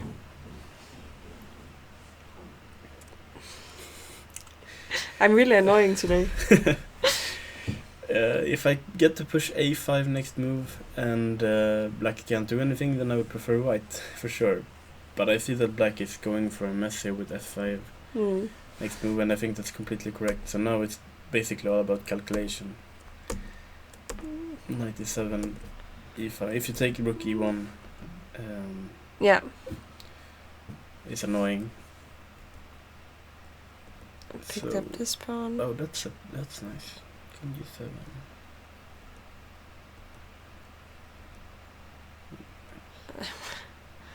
And we have this position.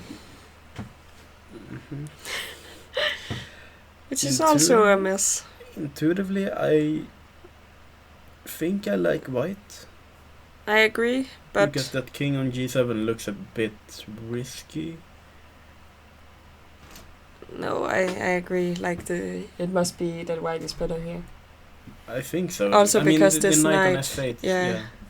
And this course, bishop is really good. It's just at some point black will in the near future play like queen f2, and we will once again have a complete mess. But intuitively, of course, I prefer white. Maybe you should take on e5 actually, so that h4 doesn't hang. What about queen c4? No, then you just develop the knight normally. Yeah, queen c4, knight e6 maybe. Yeah. Then I wanna evolve. It's not called. I wanna make my rook better. Okay, go ahead.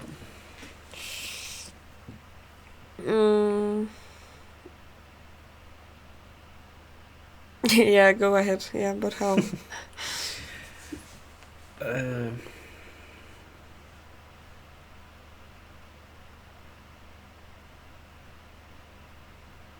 What about queen d6? Queen d6. Okay. Never mind.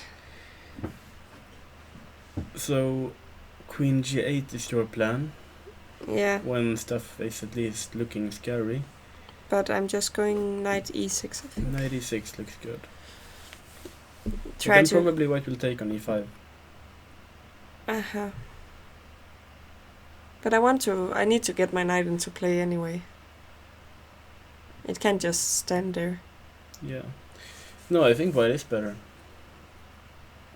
Stand there looking happy. No, what about... No, it's not working either. Why is this not working? Even knight e6 rook...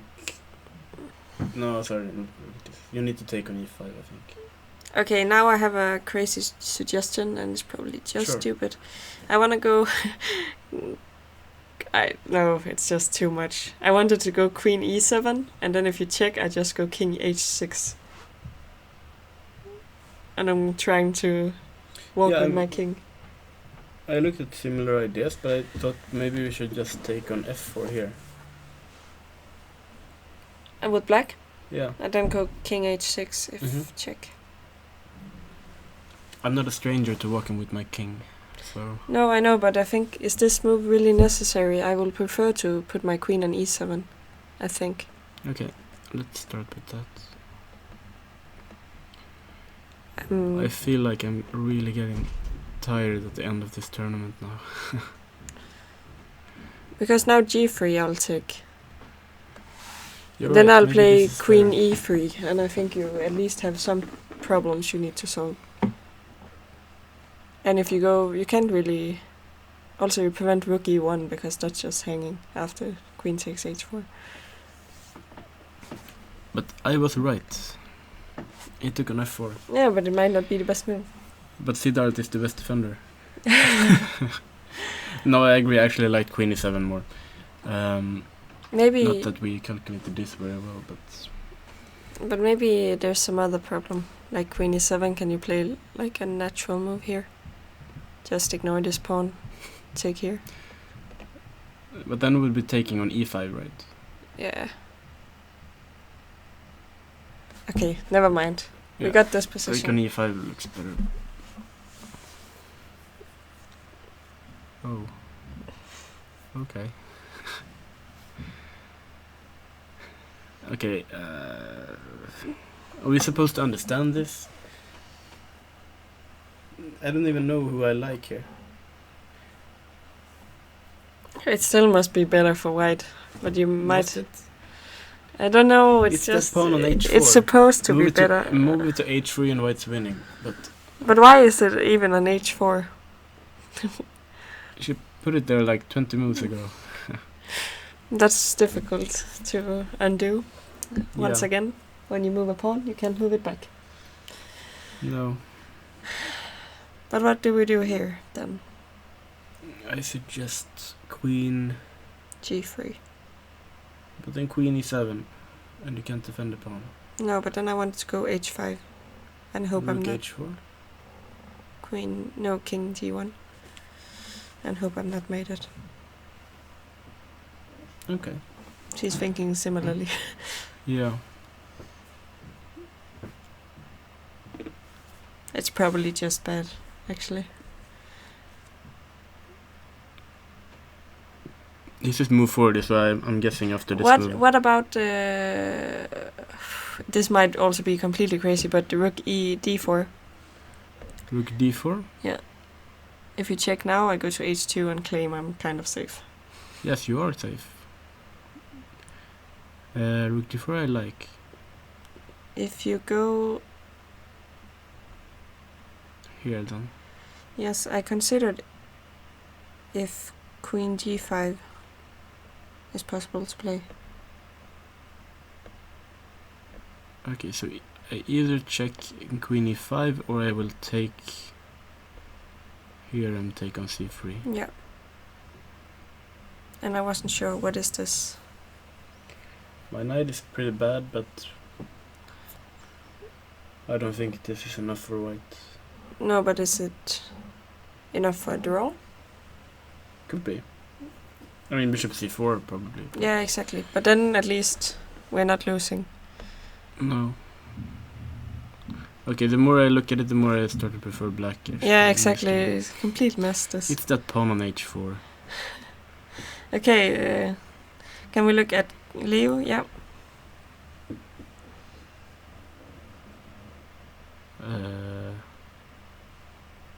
Isn't this winning?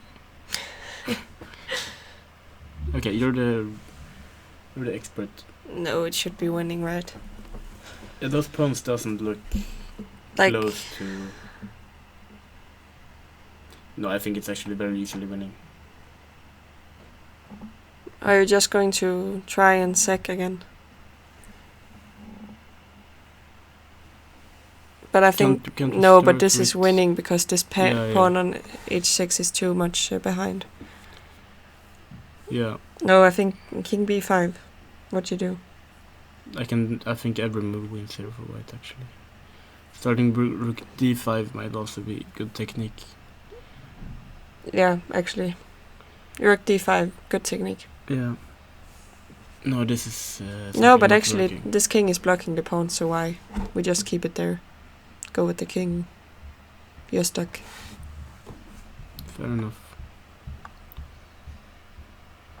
King C5 he played. No, but I think this is just completely winning.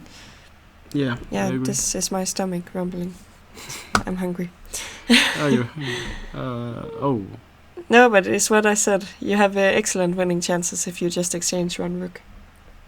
These Yeah. pawns are always scary. You need to play it correctly, defending. King G6.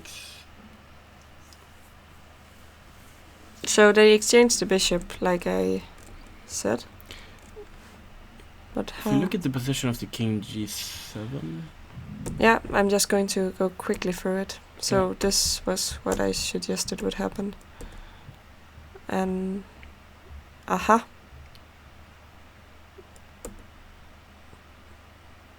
I'm not sure if this is really smart of Blomqvist or really stupid. Do you have an opinion?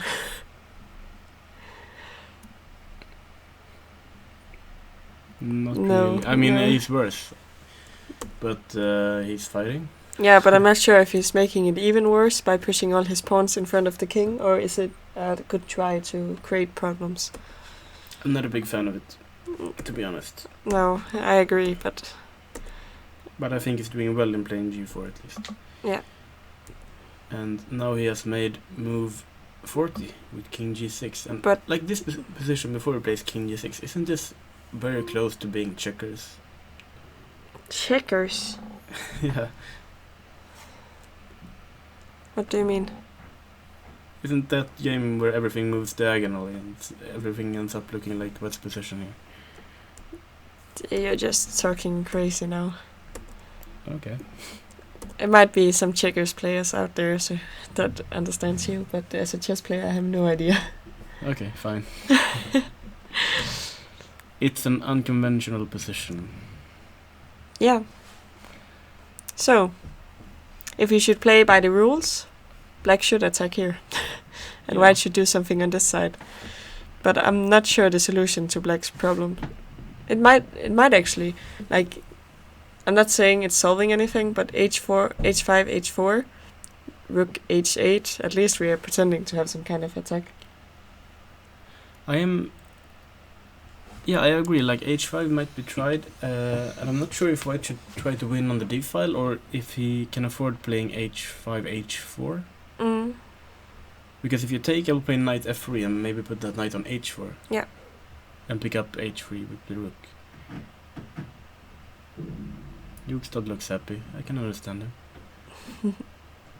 Okay, he's going for this. So again, why I said it's by the rules is because you attack the pawn chain at its root. And you said this is one of the rules. It's actually almost always true. Yeah. I still prefer white, but I would be a little scared. I always am when they start to come at me. I feel like there's a big risk I would play h4, even though I feel like it's not the best move. Can't you just leave this and then get ready to play rook h2 whenever it's scary? Can you go like with this rook here? Ah, he played h4. Ah, Hampus thinks like me. Just block everything. But you take it, right? I don't know. Like takes knight f3.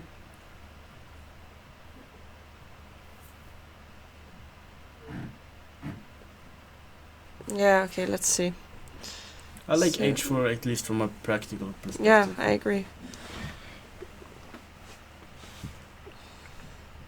So you want to go here or here? Depends. Not g5. h4 if I have to. To block everything. I mean, if you don't do anything, I will play rook h2. Yeah. No, this might be good. Yeah. Can I go here? Knight d5, I like.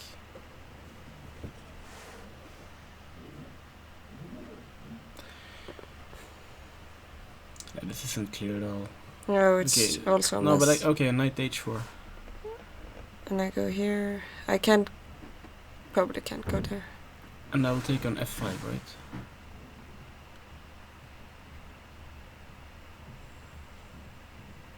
Uh huh.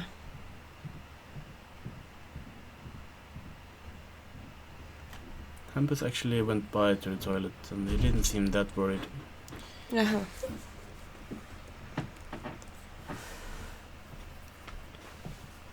Interesting. I think this is going to be an interesting game, like, for at least some more moves. I think Hampus has very good winning chances. I agree. Okay, who we have left? They have passed move 40. Yeah, Savita. They have just passed move 40. Ah, they played your move, by the way. Rook d4, rook I'm on e3. fire today. Like, You are. I'm actually not doing that badly. I had a really off day yesterday, and sometimes like if you ever commentated games, sometimes it's just not working for you. You're just missing everything, and I had one of those days yesterday, but it's going better. Doesn't mean you're a bad chess player, it just means you're a little bit off. And need coffee, probably. I don't believe in queen g5. Well, at least I don't think black should go for this if queen g5, but difficult to recommend something. But they've got time now, so they're probably going to think. It's a important decision that has to be made here. Definitely. Also, queen g5, you immediately say, okay, I'm not trying to win anymore. I played Queen d6 might be more active idea, but still want to exchange. Just a better version. Yeah. Queen d6 looks good. I like it. Yeah, I agree. But now we need to do a Jungmin and calculate rook e1 and queen e3. Similar to his game yesterday, which didn't work out well, but it looks scarier now. Oh my god.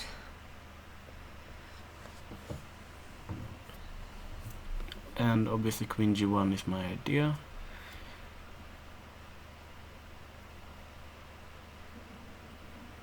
But I have an idea. What if I just check? And you're gonna trade the queens. Yes. Yeah. This is my idea. And if I do the unspeakable, I should be mated. You should be, but I can't promise it's going to happen. You really should mate me. Isn't you found the mate or what? No, but You just my puzzle rush bone in my body says it's mate. your puzzle rush bone. But I have a problem because there's always this annoying perpetual. If I go here, and if I go upwards, check here. It feels like it's also really dangerous. So can I protect some of the squares while attacking?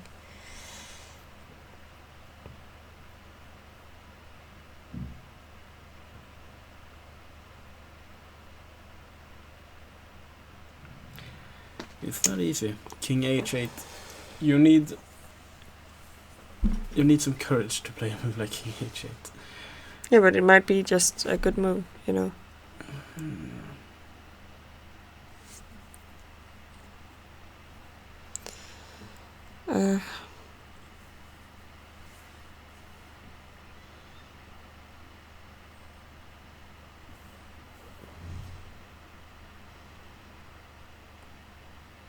Okay, I can calculate this. I just can't calculate it. I'm not sure at all what's going on here. You can't calculate this? I can't calculate this. Very funny, Martin Koriander. Thank you. No, I feel like there should be something. Oh, I hope he goes for it. It's going to be really interesting if it comes on the board. Definitely. And I'm really happy they got more time because they definitely need it. Yeah, I think they're both gonna use the time well. Yeah, I agree. Okay, so the last game. Yeah. They long ago passed move 40, and we thought this is just winning. Yeah, he's going for this, but it's just lost, I think.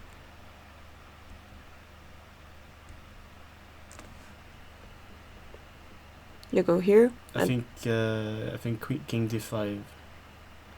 No, why not this? Then I take on g3. Yeah. Okay, I have rook d5, so it doesn't work anyway.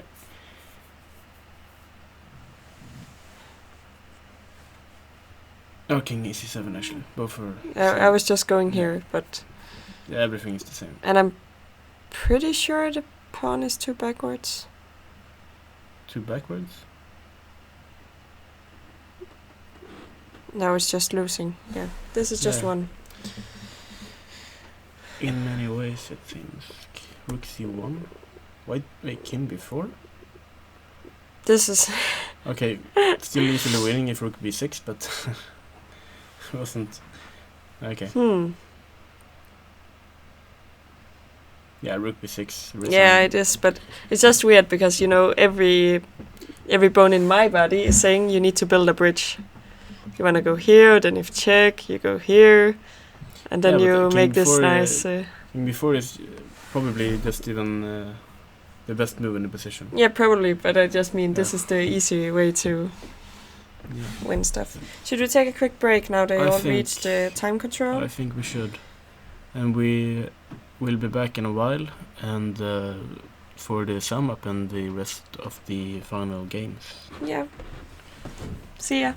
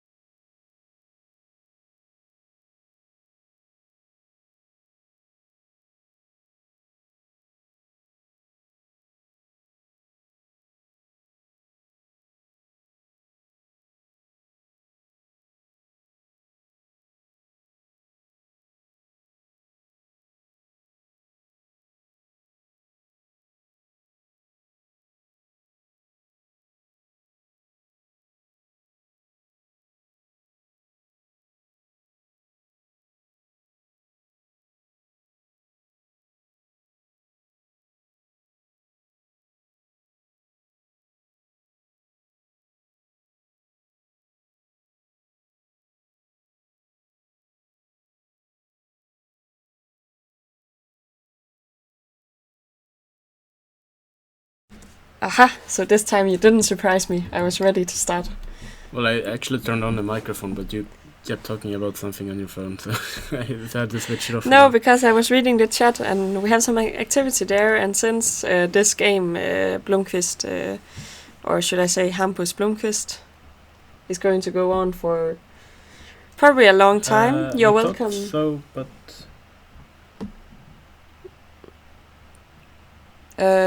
why is there a piece missing? because it looks dangerous for black. What happened to all the nice? I loved your reaction there. Okay, knight c2. Knight takes, queen takes. This I watched live. c7, and here it comes. Aha. And rook d6. I like. So knight e6, obviously we're just gonna take it and take on c7. Yes, of course. This I even spot. So king has to go back, and I'm guessing white's gonna go for this. And in my mind, black is gonna get mated. It doesn't look very pleasant because rook g6 is a big threat. I agree. The only move that I can see keeps the game going seems to be queen here, but rook f6. And where are you going? Go back one move.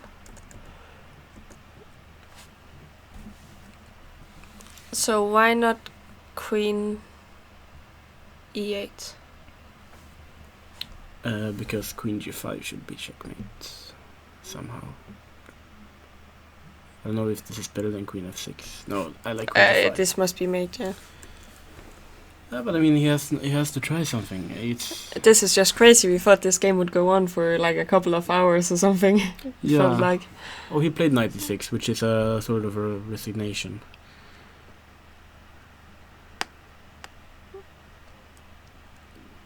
It's not completely. I think he's correct. If the other variations just made. But why is this not over? Rook d6 next move? Because of this okay. tactics. Okay, but then that's... No, I want to play queen d6. Not rook d6? Oh, queen d6. Okay. So, check, I guess. King h1? No, g2. g1. Okay. Doesn't matter. Regardless, I guess I have to take... Go, rook takes. Move the king back. Take the here, maybe. pawn. That's two of them, but we're gonna be harassing the g3 pawn. No, but here, can't I play like...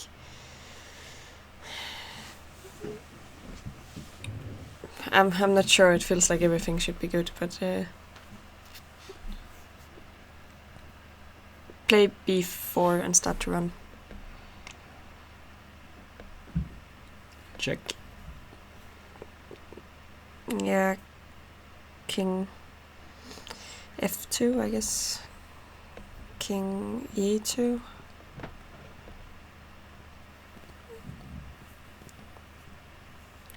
I don't think this is how you win it. No. Interesting. Okay, so he's fighting. Maybe, okay, let's see rook d6. Well, it will end up in a very similar type of endgame. Yeah, exactly. King g7 is what we said. Take, check. I haven't figured everything out here, maybe. No. I don't know. He will keep checking anyway. For a long time. And maybe now rook c3.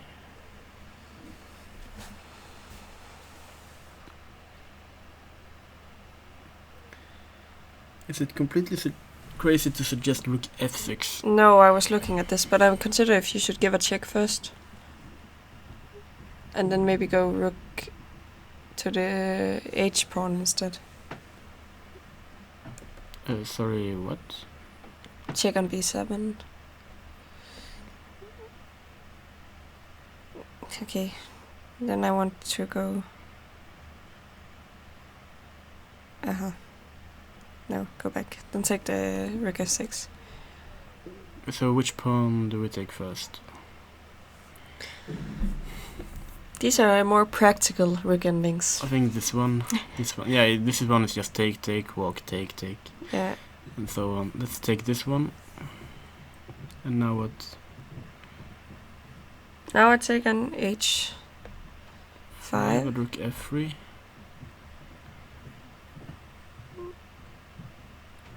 King g2.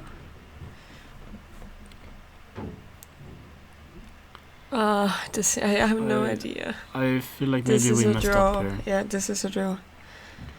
Okay, I think we should mention. So this is of course interesting, but we have a game that finished as expected. Savita Leo. against No. Oh yeah, both games. Leo Finished. won, but we already said in this position, it's completely winning. Yeah. So he tried, but there's nothing to do after this move. And yeah, we don't need to go through the rest. No. Really good for Leo. Small comeback here, at least. I agree. Then we had this Savita against Siddharth. Both big fighters, but really complicated here in the end. Yeah. And they played this queen e3 move that we yeah, expected. we looked at this, and queen c7 should be a draw. We figured we cheated a little bit. It should be a draw because we can play this move. Yeah. And it holds everything together. Even we can play this move immediately, and it should also be a draw, I guess. Yeah. Because we have this on the check, we have to go to h3, and in this check we just play g3, And everything queen is... the rook covers everything, so it should be a draw. So she had a However- chance, but she went a little rogue here. Yeah. And black found a really nice move here. Yes. That just wins the game. Rook But- e4. Really nice move, actually. So this is one of those moves you easily miss, I think, in your variations when you calculate.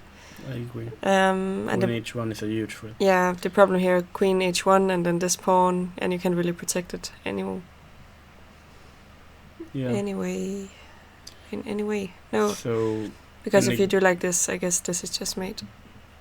a queen h1 is quite good. Queen h1 is even made immediately. Yeah. I found a maiden 2 instead. Does it also count?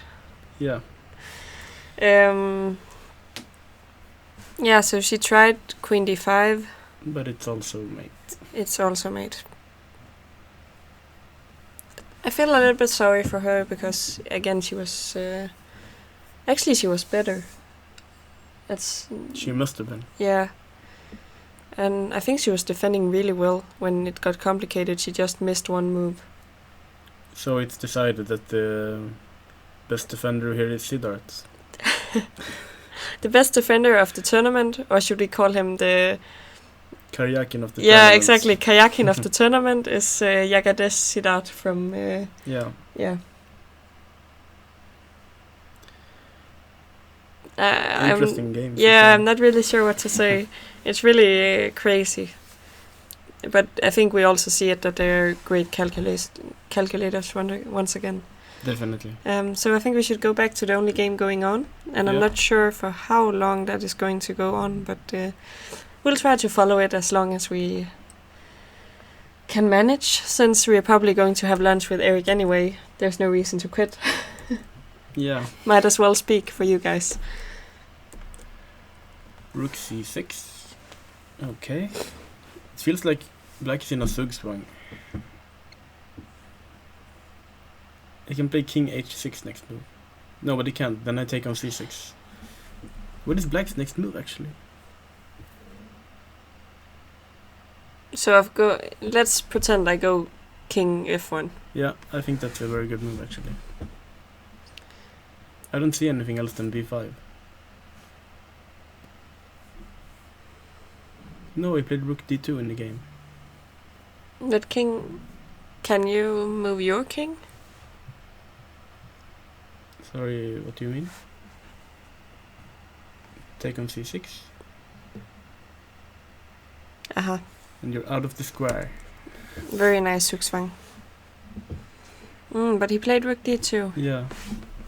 But probably... It's almost the same. If you check, we go to f2. Then what? Yeah.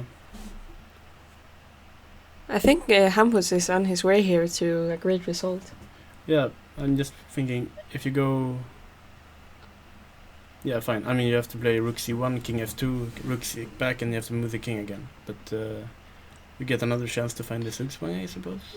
Yeah, but also just your king is closer to everything. As long as you don't go into some kind of weird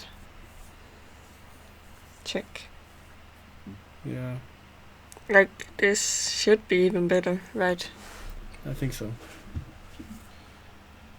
It's just, if he realized it was a Zugzwang, maybe he should have... But you know, this is a really great game of Hampus. Yeah, for sure.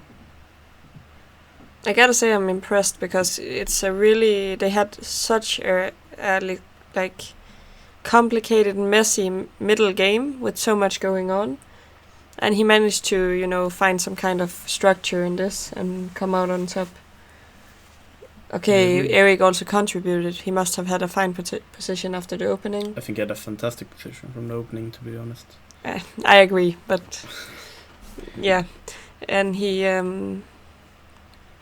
hopefully he messed it up. Hopefully he will be not upset enough not to have lunch with us. Yeah, I agree. If anyone is still in the chat, you can vote on what you think was your favorite game of the round.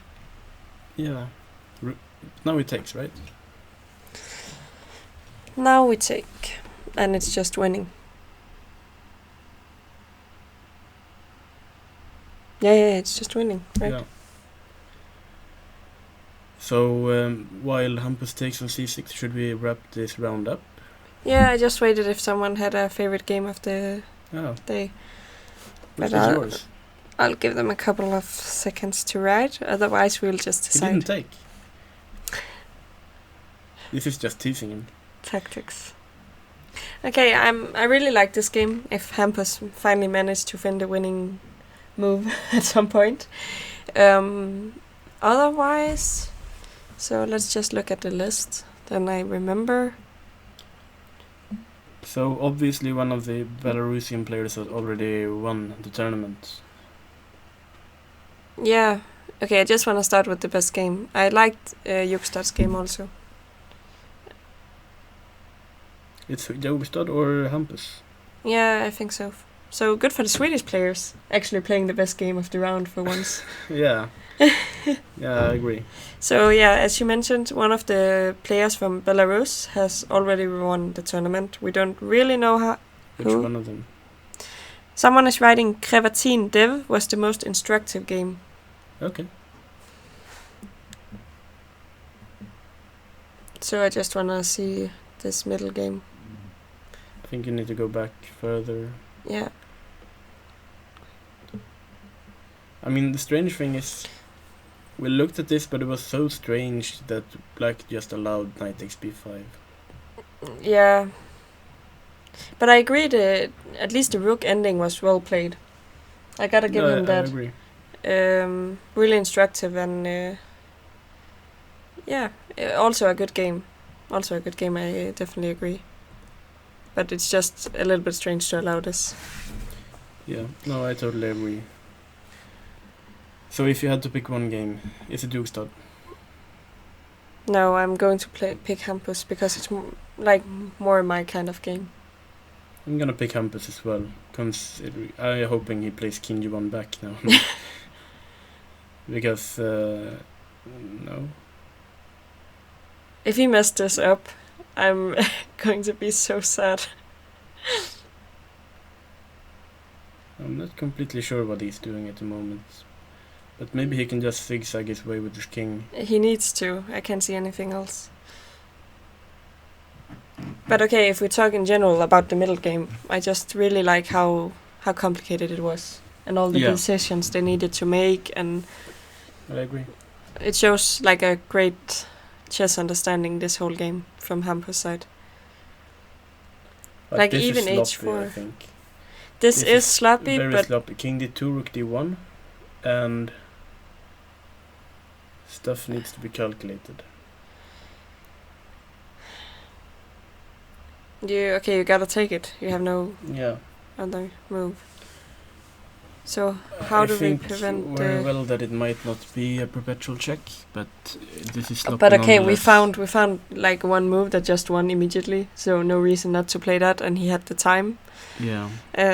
So yeah, a little bit sloppy of him, but But doesn't I ruin do the think, game. I do think it's just Yeah. over. The king can walk up and. Do we have anything more to mention? We're not quite sure about Young Min's norm chances, but we think it's not possible anymore since he didn't manage to win today. And we need to look up Siddharth. We really need to look up Siddharth because we actually have no idea. We didn't even. But he might have to win the last round against the Grandmaster. Yeah, but okay, not impossible, right? No, it's quite likely he will play white against Tupac, considering the colors. Yeah, white against Tupac, and it might actually be also the game deciding everything, the tournament, if there's any norms. It will be interesting for you to follow. Yeah. Okay, should we follow this game to the end, or do you wanna? You can pick. It's actually your final minutes of commentating. Yeah, so okay, I'll just ramble on now. Because of the plane strike, I had to rebook myself to a train, which takes considerably more time than taking the plane to Copenhagen, which means I can't be here for the final round, and Martin will do the commentary by himself. Unless I find someone in the playing venue who wants to join you, yeah. Yeah. Otherwise, you'll be fine. You can manage. Unless, okay, you won't look as good, because I won't, miss all these tactics all the time when you're playing against yourself. But thank you, very much. You're welcome to leave a comment if you have any suggestions for the next time I'm commentating, and I'm really happy that Data Response made this event. So I also got a chance to be here. Yeah, thank you for joining me in the studio as well. Of course. You can always ask. Yeah. So I don't think there's a perpetual here. Just to. No, I'm playing for a trap. You know me well. I'm going to go with my king here. Yeah. I'm just trying to figure out how my trap is gonna look. It's not going to work. No, it's more beauty than possible, and no, it's actually not even a trap. People are thanking us for the commentary. That's a good sign. Instead of writing, "Oh, thank God they're gone." People are watching us? Yeah, people are actually. Oh, cool. It's a red day today. People are home. Yeah, they exactly. hang over. They should be out protesting, but instead they're doing the sensible thing and watching chess. Yeah, chess is much more sensible. So, do you have any kind of predictions for the next round we can talk about? Well, in my scenario, Siddharth is gonna make an upset and at least not lose against Tupac. And Mayorov is gonna win his game with white against who knows. Yeah, and you're happy because all your bets come true. Yeah, but you won't be here, so I can't rub it in. No, but you can always write. And why is he walking this way? I'm going to spam in the chat, Now you're alone, you need to control everything by yourself. Fair enough. Yeah. He's not walking the way you thought. I'm really confused about Hampus' play, but he might have some kind of idea. I think it's quite an easy win anyway, but... Rook d2. Is he going to play rook d2? Yeah, and then walk with the king to the corner. Oh, okay, he resigned. Okay, but...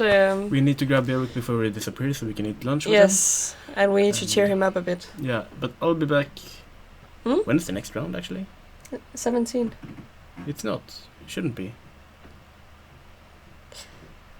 Why it should be? We need lunch. You guys will notice when we're back. Yeah. Okay, but see you out there. Thank you for listening, and thank you to Data Response and the whole event. Thank you. Bye. Bye.